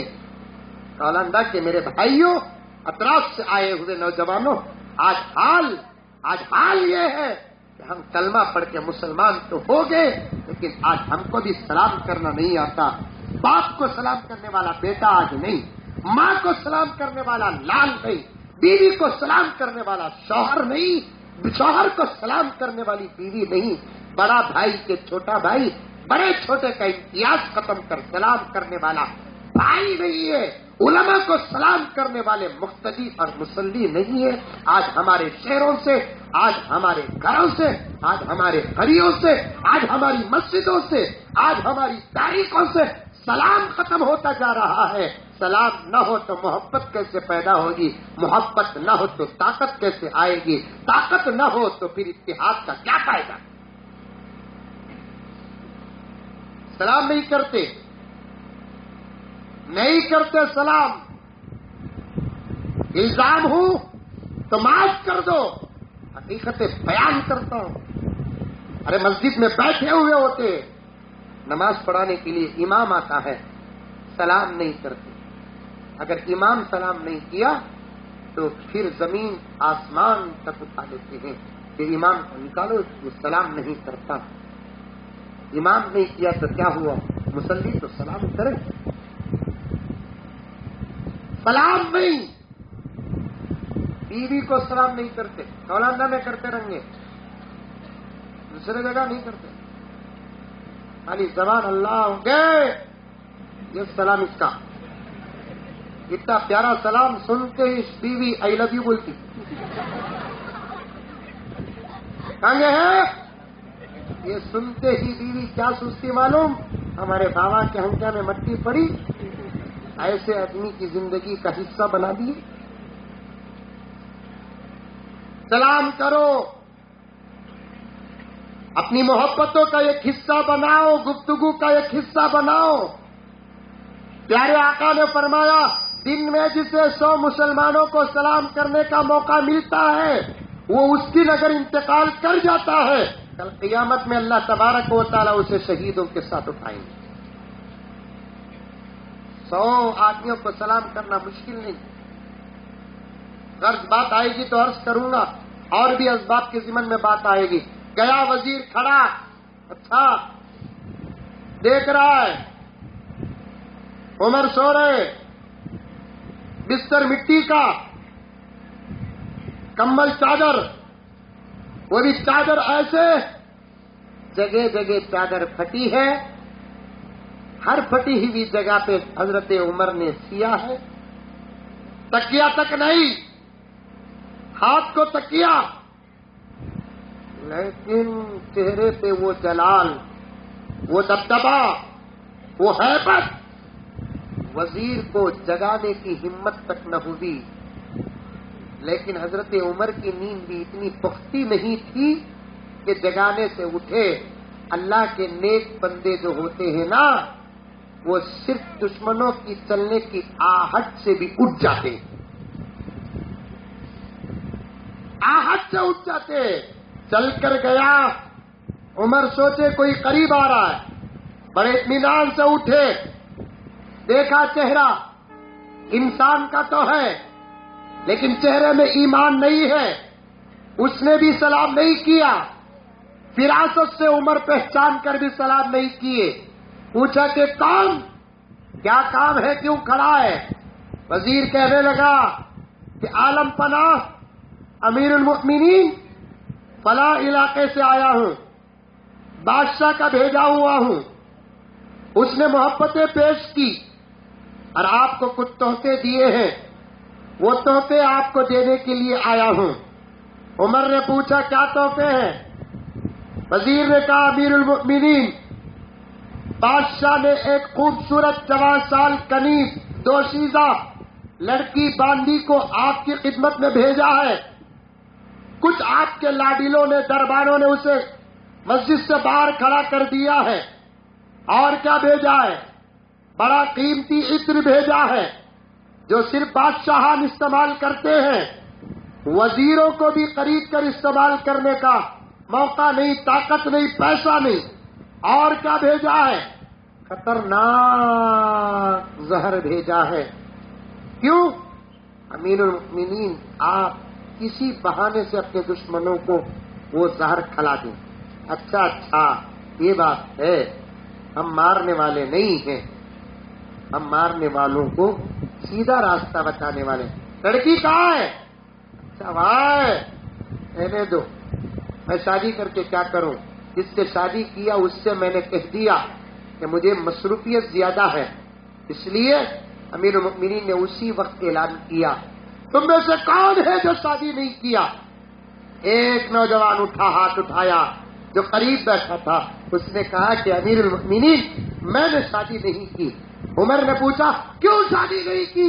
شادی تو شریعت کا حصہ ہے، جو شادی نہیں کرتا اس پر اللہ محبت کی نظر نہیں ڈالتے۔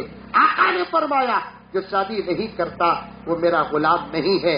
شادی اسلام کے خوبصورت احکامات میں سے ایک حکم ہے، اور شادی ہی چیز ایسی ہے جس کو سنتے ہیں تو دل باغ باغ ہو جاتا ہے۔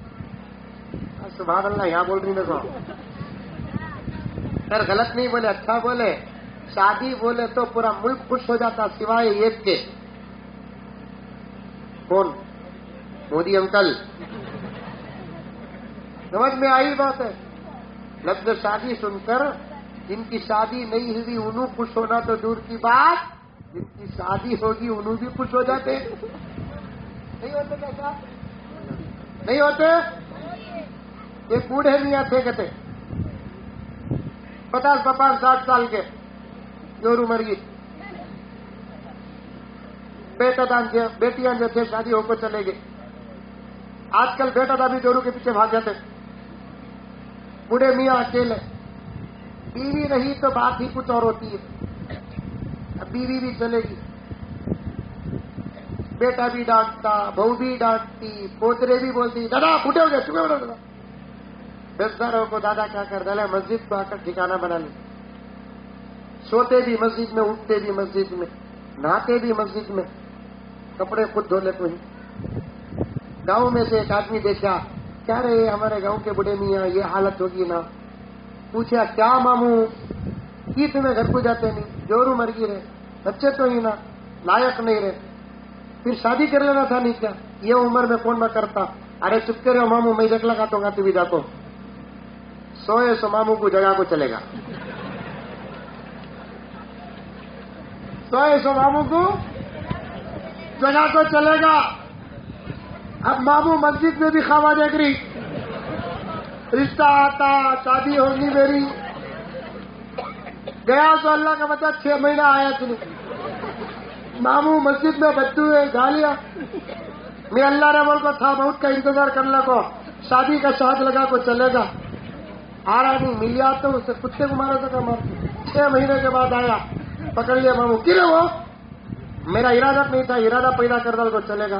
نہیں ماموں بہت فراج کریا، تمہاری عمر 60 سال لے، کم سے کم تم نے 50 سال نہیں تو 40-45 سال کی کوشش دیوا ہے کیا دیکھا کام ہی ملی نہیں ماموں گھر کو آیا نہیں. ماموں بولے 40 سال کی 45 سال کی نہیں ملی تو کیا رہے ہوا 20 سال کے دو لے لینا نہیں 40 سال ہو جاتے.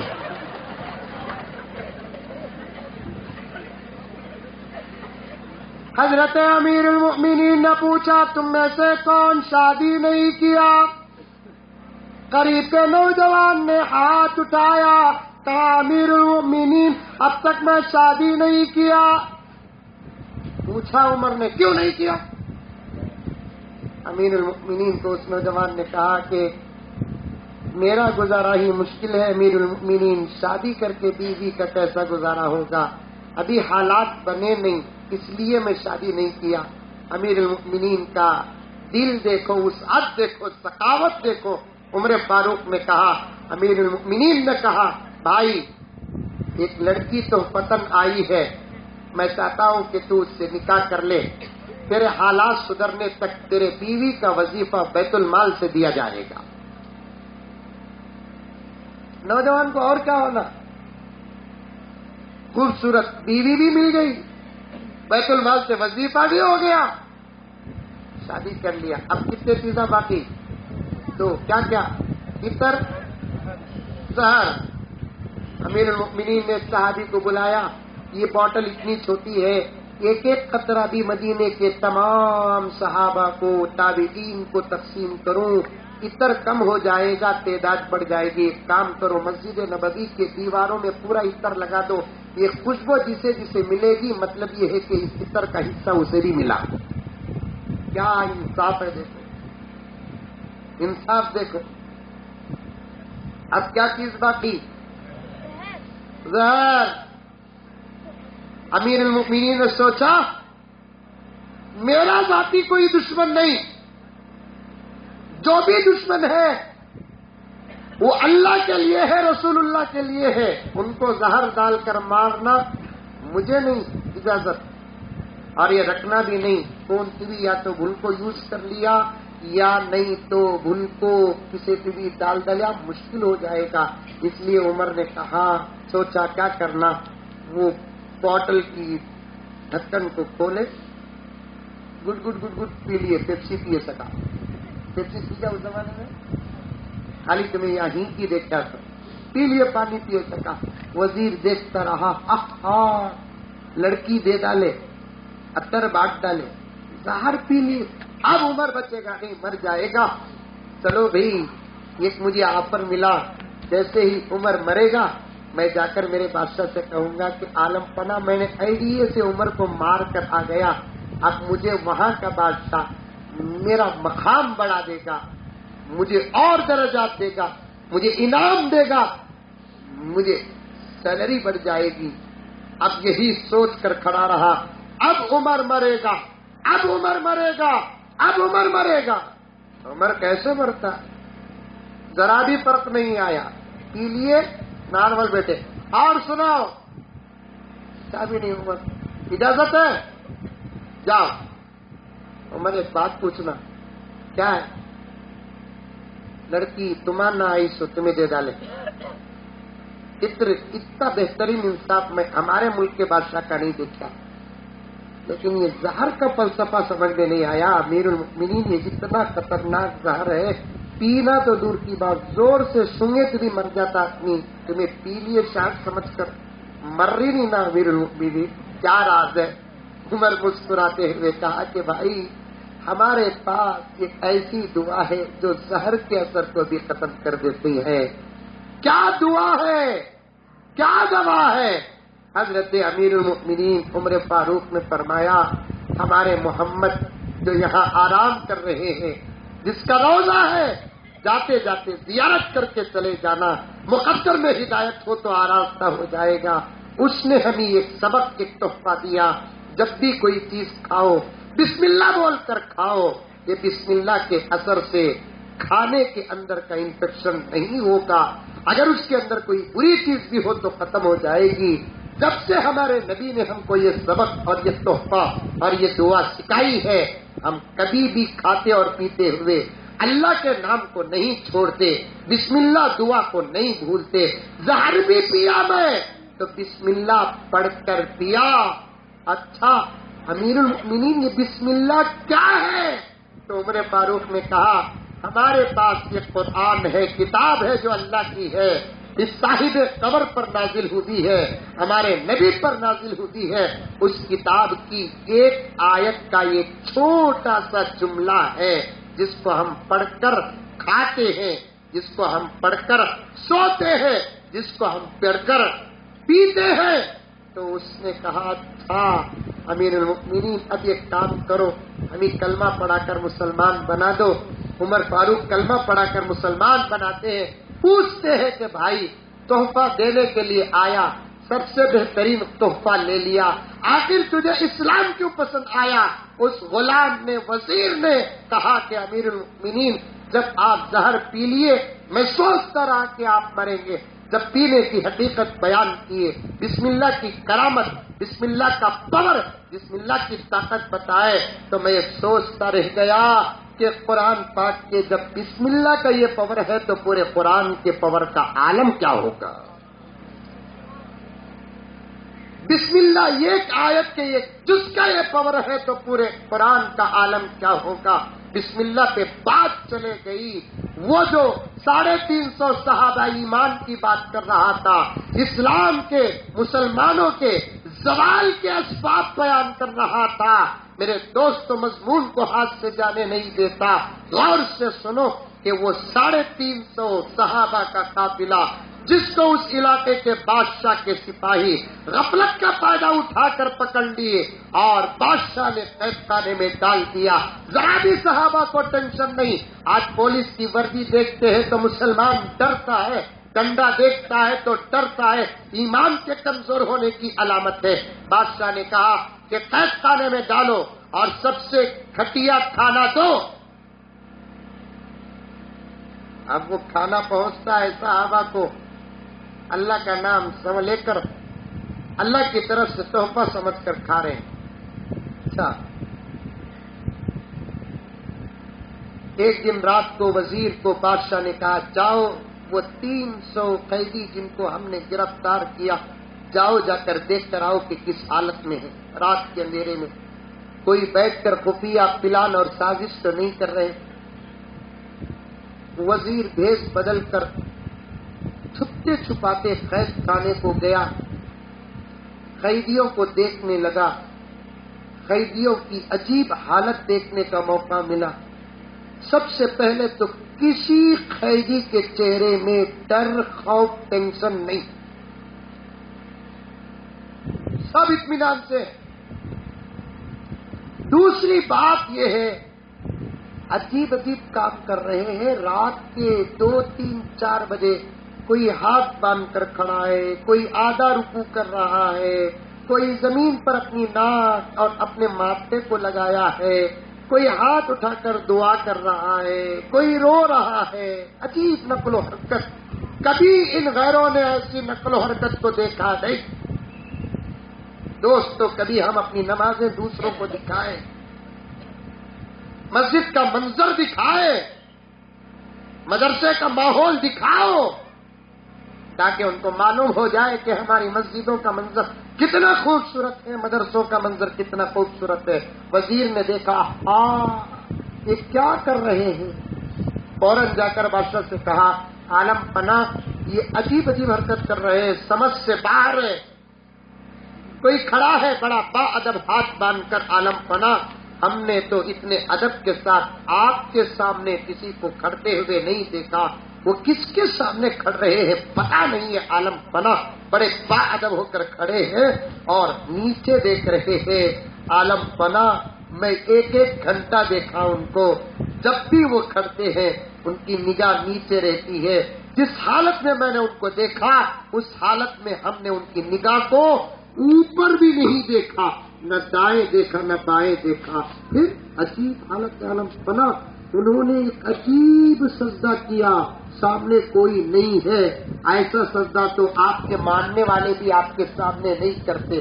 اچھا جاؤ ان کو جا کر بلا کر آؤ. ان میں سے 350 قیدیوں میں جوان، عقل مند، خوبرو، خوبصورت، ہینڈسم، اسمارٹ کون ہے دیکھ کر اسے پکڑ کر لاؤ۔ وزیر گیا، 350 قیدیوں میں در حقیقت اصحاب رسول تھے، ان میں سے غور کیا، جوان، خوبرو، خوبصورت، ہینڈسم، اسمارٹ، اس کے چہرے پر بہادری، شجاعت، جرأت، جس کی عقل اس کے چہرے سے ظاہر ہو رہی تھی، ایسے نوجوان کو پکڑ کر بادشاہ کے دربار میں پیش کیا گیا۔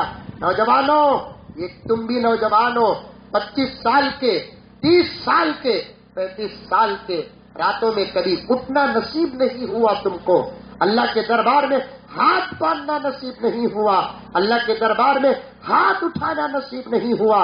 میرے شیخ خطب عالم، میں ایک مرتبہ رجب کے مہینے میں حرمین شریف کی حاضری دیا، میرے شیخ سے ملاقات کرنے کا مجھے شرف ملا۔ ایک نوجوان آیا، حضرت پیر ذوالفقار احمد صاحب نقشبندی مجددی کی خدمت میں آ کر روتے ہوئے عرض کیا، حضرت دعا کرو حضرت میرے لیے، حضرت دعا کرو حضرت میرے لیے۔ میرے شیخ کی وہ باتیں آج بھی میرے کان میں ریکارڈنگ کے ساتھ گونج رہی ہے۔ حضرت نے فرمایا کہ بھائی تم جوان ہو، اپنا وقت دعا میں گزارو، اس لیے کہ اللہ کو نوجوانوں کی دعا بوڑھوں کی دعا سے زیادہ پسند آتی ہے۔ آج اللہ کے پاس مانگنے والے ہاتھ نہیں تمہارے پاس، اگر ہاتھ ہے تو اللہ کے پاس مانگنے کے لیے اٹھتے نہیں، راتوں کو اٹھتے نہیں تم۔ یہی ہماری حالت ہے۔ کیا نبی کبھی تہجد چھوڑے؟ کیا صحابہ کبھی تہجد چھوڑے؟ کبھی اولیاء تہجد چھوڑے؟ ارے پردے میں بیٹھی ہوئی میری مائیں، تم نے بھی راتوں کو مردہ بنا دیا۔ ایک زمانہ ایسا تھا، راتوں کے اندھیرے کو گھر کی عورتیں اپنے قیام سے، اپنے رکوع سے، اپنے سجدوں سے، اپنی قیمتی دعاؤں سے رات کے اندھیرے کو نور اور اجالے سے بدلتی تھی۔ میری مائیں، تم آج 30 سال کی ہو گئی، 40 سال کی ہو گئی، 50 سال کی ہو گئی، 60 سال کی ہو گئی، تمہیں تہجد پڑھنا تو دور کی بات، فجر ظہر پڑھنا تک تم کو نہیں معلوم۔ ایسی زندگیاں گزر رہی ہے۔ نوجوان رات کے اندھیرے میں، پورے صحابہ اللہ کی عبادت میں، ایک نوجوان کو پکڑ کر لایا گیا جس کے چہرے میں بہادری، شجاعت، ہمت، سادگی، پکڑ کر لایا گیا۔ وزیر کو اس صحابی نے پوچھا جس کا نام میں اس وقت بھول رہا ہوں، عبداللہ ابن نہیں ہے، انہوں نے وہ الگ، حضرت جابر ابن قیس، شاید میں دیکھتا ہوں ابھی میرے پاس ہے موبائل میں کتاب، تو جابر ابن قیس غالباً وہ صحابی کو پکڑ کر لاتے ہیں۔ مختلف قسم کے واقعات ہوتے ہیں، کچھ فرق کے ساتھ ملتے جلتے ایسے سیر صحابہ میں نقل ہے۔ لائے، پیش کیے۔ بادشاہوں کے دربار کے دروازے اس زمانے میں چھوٹے ہوتے تھے، بادشاہوں کے دربار کے دروازے اس زمانے میں چھوٹے۔ صحابی نے پوچھا، دربار اتنا بڑا ہے، محل اتنا بڑا ہے، قلعہ اتنا بڑا ہے، دروازہ اتنا چھوٹا؟ وزیر نے کہا، بادشاہان دروازے اس لیے چھوٹے بناتے ہیں تاکہ سر جھکا کر اندر داخل ہو۔ تو اس صحابی نے کہا، ہمیں یہ سبق پڑھایا گیا ہے کہ ہم سوائے اللہ کے کسی اور کے سامنے سر جھکاتے نہیں۔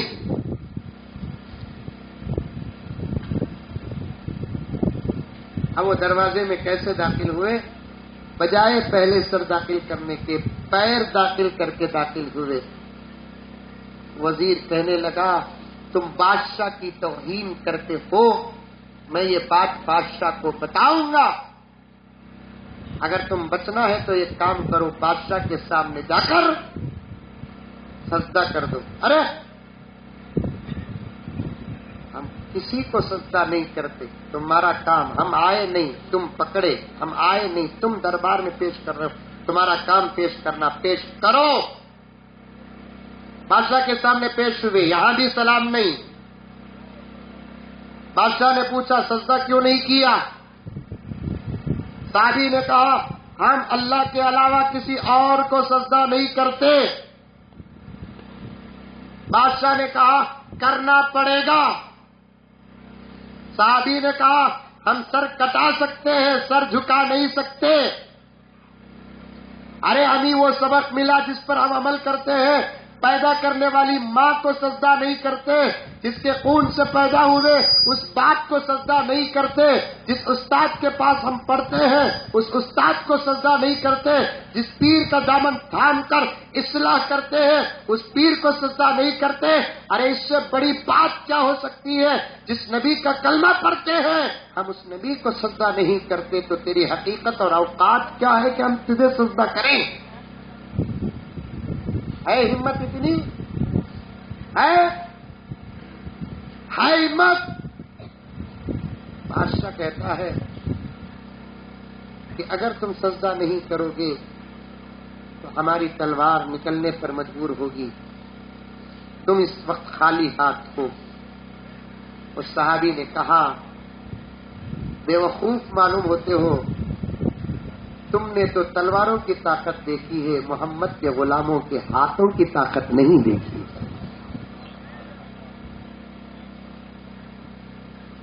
ادھر ستمگر ہنر آزمائے، ادھر ستمگر ہنر آزمائے، تو تیر آزما ہم دیگر آزمائے۔ تمہارے تیر ہمارے جگر کے قریب آ کر اپنا رخ پھیر لیتے ہیں، تم نے تلواروں کی طاقت دیکھی ہے، محمد کے غلاموں کے ہاتھوں کی طاقت نہیں دیکھی۔ مقابلہ کرو گے تو جیتو گے نہیں، بات آگے بڑھاؤ، آگے بڑھاؤ۔ ایک طرف بیوی بیٹھی ہے، ایک طرف بیٹی بیٹھی ہے۔ سبحان اللہ العظیم مولانا کا جملہ تھا، واقعہ پیچھے بیٹھ کر یاد آ گیا، ارادہ ہوا کہ زرین واقعہ پیش کروں، نظروں کی حفاظت نہیں۔ وہ جوان 27 سال کے صحابی جس کے چہرے میں جرت، شجاعت، ہمت، ہینڈسم، اسمارٹ، جوامر، خوبصورت بادشاہ سے بات کرتا ہے تو صرف نظر بادشاہ پر ہے، نہ ادھر بادشاہ کی بیوی کی طرف نظر جا رہی ہے، نہ ادھر بادشاہ کی بیٹی کی طرف نظر جا رہی ہے۔ ایک زمانے میں ہمارے نظروں کا پاور بھی کیا تھا، آج ہم اپنے نظروں کی اوقات سے گر گئے۔ ہماری بری نظریں باہر کی عورتوں پہ کیا پڑنا، کان پکڑ کر معافی چاہتے ہوئے زمانہ بتا رہا ہوں، الیاذ باللہ، میں کولانڈا کے حالات نہیں بتا رہا ہوں، صرف زمانہ بتا رہا ہوں۔ آج ہمارے نگاہوں میں ایسا خطرناک زلزلہ آ گیا، باہر کی عورتوں پہ بری نظر پڑنا تو دور کی بات، مولانا اسماعیل صاحب، گھر کی عورتوں پر بری نظر پڑنے کا زمانہ آیا۔ میں بغیر پروف کے بات نہیں کرتا، میں ایک ماحول کا مولوی ہوں۔ میں اپنی تقریروں کو صرف کتابوں پر ختم نہیں کرتا، حالات پیش کرتا ہوں اور پورے اخلاص کے ساتھ جذبہ لے کر پیدا بیچتا ہوں کہ میرا نوجوان، میرا ساتھی، مجھے چاہنے والا جاگ جائے۔ بغیر پروف کے بات نہیں کرتا، میں سب ریکارڈ رکھتا ہوں، سب رکھتا ہوں۔ کوئی میری باتوں پر یقین نہ کرتے تو میں ان کے سامنے پوری پروف پیش کرتا ہوں۔ ایک بہن مجھے فون کر کے پوچھتی ہے کہ مولانا بھائی سے پردہ کروں؟ میں نے کہا کہ بھائی سے پردہ نہیں ہے، بھائی سے پردہ نہیں ہے۔ اس نے کہا کہ نہیں حضرت معاف فرمائے، میں اپنے بھائی سے پردہ کرنا چاہتی ہوں، اگر میں پردہ کروں تو کل قیامت میں اللہ مجھ سے نہیں پوچھیں گے نا۔ میں نے کہا کہ بہن بھائی سے پردہ نہیں ہے، وہ تیرا خون شریک بھائی ہے، وہ تیرا دودھ شریک بھائی ہے، وہ تیرے باپ کا بیٹا ہے، وہ تیری ماں کا بیٹا ہے، اس سے پردہ نہیں۔ تو بات کر سکتی ہے اور اپنا چہرہ دکھا سکتی ہے، اپنے دونوں یہ ہاتھ دکھا سکتی ہے، اپنے پیر دکھا سکتی ہے، کبھی کسی موقع پر تو سنور جاتی ہے تو یہ سہورا ہوا چہرہ بھی دکھا سکتی ہے، کوئی حرج نہیں ہے، کوئی حرج نہیں ہے۔ وہ بچی فون پہ بار بار اصرار کر کے مجھ سے کہنے لگی مولانا مجھے اجازت دے دیجئے، اس لیے کہ میں آپ کے تقریروں کو بہت سنتی ہوں اور آپ کو دعاؤں میں یاد رکھتی ہوں، آپ کو اپنا باپ سے زیادہ پیار کرتی ہوں، بھائی سمجھتی ہوں، مجھے اجازت دے دے، کل قیامت میں میرے اس عمل پر اللہ سوال نہ کرے۔ میں نے پوچھا بیٹی بتا بہن بتا کہ تو اپنے بھائی سے پردہ کیوں کرنا چاہتی ہے؟ اس بہن نے مجھے جو جواب دیا سنو گے تو تمہارے رونگٹے کھڑے ہو جاؤ گے۔ اس بہن نے کہا کہ مولانا پوری رات میرا بھائی گندے فلمیں دیکھتا ہے، عادت ایسی پڑ گئی کہ اس کی نظروں کو میں سمجھ رہی ہوں، آج کل اس کی نظریں میرے اوپر بری پڑ رہی ہیں۔ نوجوانوں کہاں گئی تمہاری نظریں؟ کہاں گئی؟ کہاں گئی؟ عورتوں کا انتظام ہوگا شاید، مجھے کہنے کی اجازت دو، میری بہن، میری ماں پردے میں بیٹھی ہے، تو زمانہ بدل گیا، 2018 کا دور چل رہا ہے، قرب قیامت ہے، قرب قیامت ہے۔ تو اپنے آپ کو باہر والوں سے نہیں بچاتی، خطرے تو اندر بھی پیدا ہو گئے۔ باہر نہیں بچاتی تو اپنے آپ کو، خطرے اندر پیدا ہو گئے۔ باپ سے بھی احتیاط کر، بھائی سے بھی احتیاط کر، بہنوئی کا سوال پیدا نہیں ہوتا، چچا ذات، ماموں ذات، خالہ ذات، پھوپھی ذات، بھائیوں کا سوال پیدا نہیں ہوتا۔ یہ اتنا خطرناک دور ہے، اس دور میں باپ سے بھی احتیاط کرنا پڑے گا، بھائیوں سے احتیاط کرنا پڑے گا۔ مجھے کہتے ہوئے میری زبان ساتھ نہیں دیتی، مجبوراً میں اپنے مضمون کے پیچھے میری زبان کو زبردستی لا رہا ہوں کہ آج کل کی ماں کو اپنے بیٹوں سے بھی احتیاط کرنا پڑے گا۔ صحابی کی نظر دیکھو، بادشاہ کو دیکھ رہے، نہ ادھر نہ ادھر،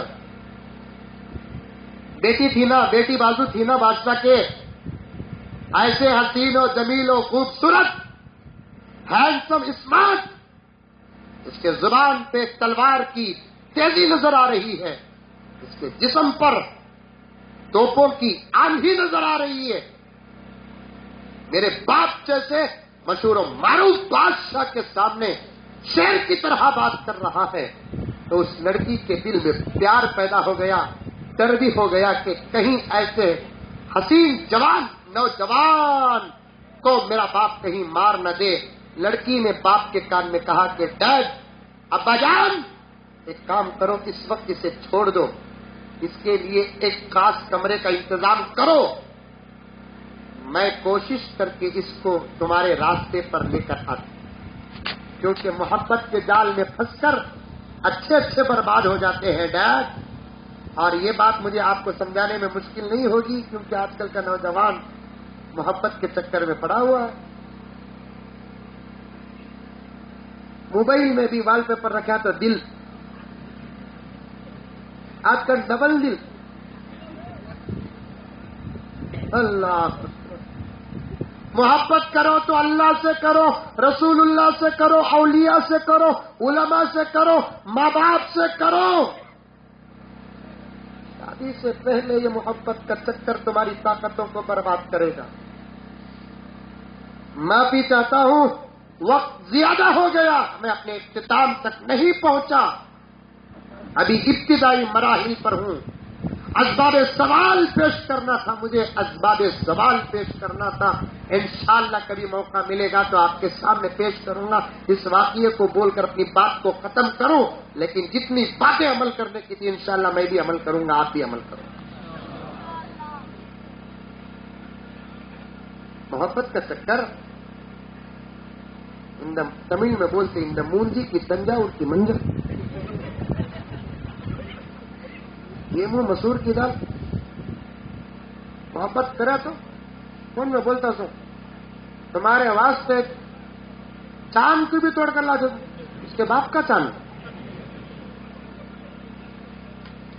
ماں باپ کو چھوڑ دو۔ بیٹی نے باپ سے کہا کہ ابا جان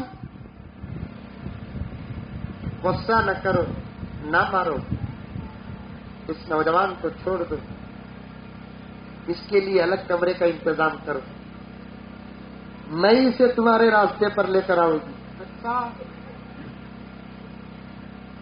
بادشاہ کہتا ہے تمہیں مہلت دیتا ہوں، وزیر کو کہتا ہے اچھے کمرے کا انتظام کرو، اسے رکھو۔ بادشاہ کہتا ہے تمہاری جوانی پر ترس آ رہا ہے، صحابی رسول کہتے ہیں کہ مجھے تیرے اوپر رحم نہیں آ رہا،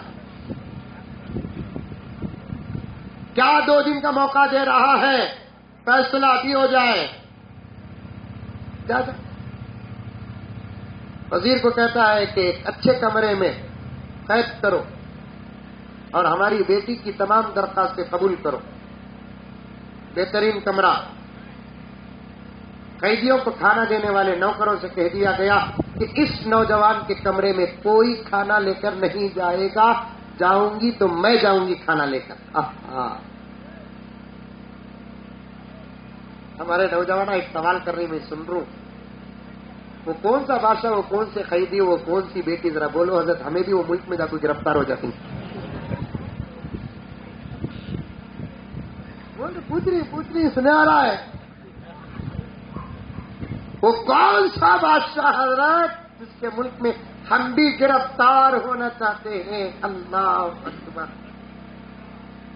ایمان ہو تو ایسا دوسروں پر اثر ڈالے، اس کا اثر ہمارے اوپر نہ پڑے۔ کمرہ، بادشاہ کی بیٹی نے کہا سجاؤ کمرہ، بہترین بستر کا انتظام کرو۔ صحابی رسول بھی پریشان، آخر یہ تبدیلی کیسی، میرے ساتھیوں سے مجھے الگ کیوں کیا گیا، کیوں اتنا بہترین بستر؟ وزیر نے کہا ہمیں نہیں معلوم، حکم عالم پناہ کا۔ صحابی رسول نے کہا ہمیں نرم اور گرم بستروں پر سو کر عادت نہیں، تم بچھاؤ گے بھی ہم نیچے ہی سوئیں گے۔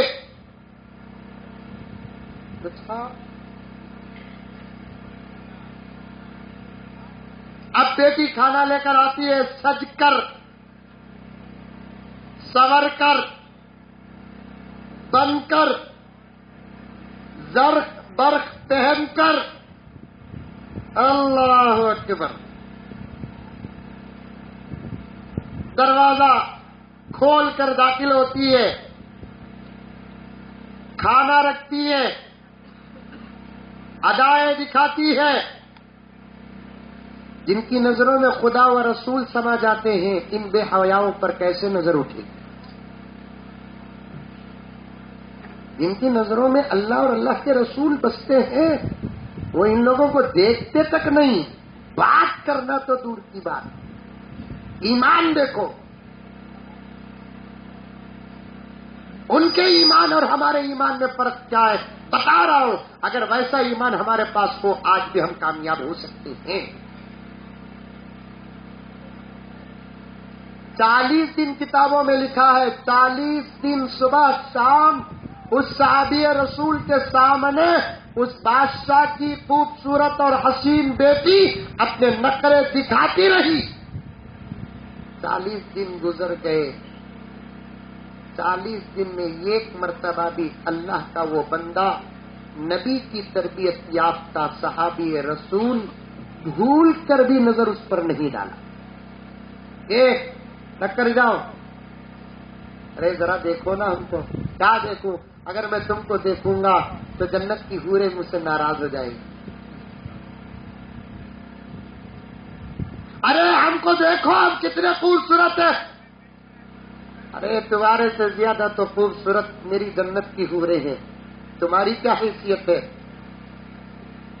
صبح صبح تم منہ دھوتی ہے نہیں؟ ہاں دھوتی ہوں۔ میری حوریں تو اب تک منہ دھوئی نہیں، پھر بھی اس کے تھوک میں شہد سے زیادہ مزہ ہے۔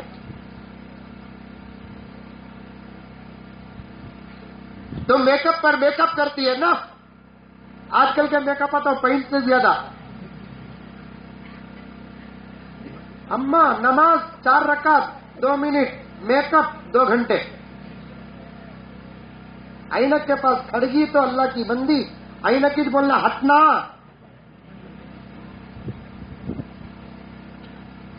کوشش بھی اللہ کی بندی میک اپ کرنے کے بعد باتھ روم کو جا کو وضو کر کو کی، منہ دھو کو آئی تو وہ پورا پانی میک اپ کے کلر کا بہتا، اتنا میک اپ رکھا چہرے میں۔ اس لیے اس نے اتنا میک اپ کیا، اپنے شوہر کو دکھانے کے لیے نہیں، زمانے کے پرتوتوں کو دکھانے کے لیے میک اپ کیا۔ ارے حبیب ذرا دیکھو تمہارے پاس کیا میک اپ ہے، جنت کی حوریں تو اتنی خوبصورت ہیں، اتنی خوبصورت ہے، وہ نور کی نہر سے چہرہ دھوتی ہیں، 40 دن میں ایک مرتبہ بھی نظر اٹھا کر دیکھا نہیں، جب زبردستی کرتی ہے تم کو آج دیکھنا ہی پڑے گا۔ عورتیں بڑی چالباز ہوتی ہیں، تاکہ نہیں بھی ورنہ گرم ہو جائیں گے۔ آپا آتے وقت پھول ڈالے، بعد میں امی کہتی بھی آپا کے خلاف بول کو گیا تو چمچے پھینک کو ماریں گے۔ یہاں کے عورتوں کو نہیں بولا رہے بابا۔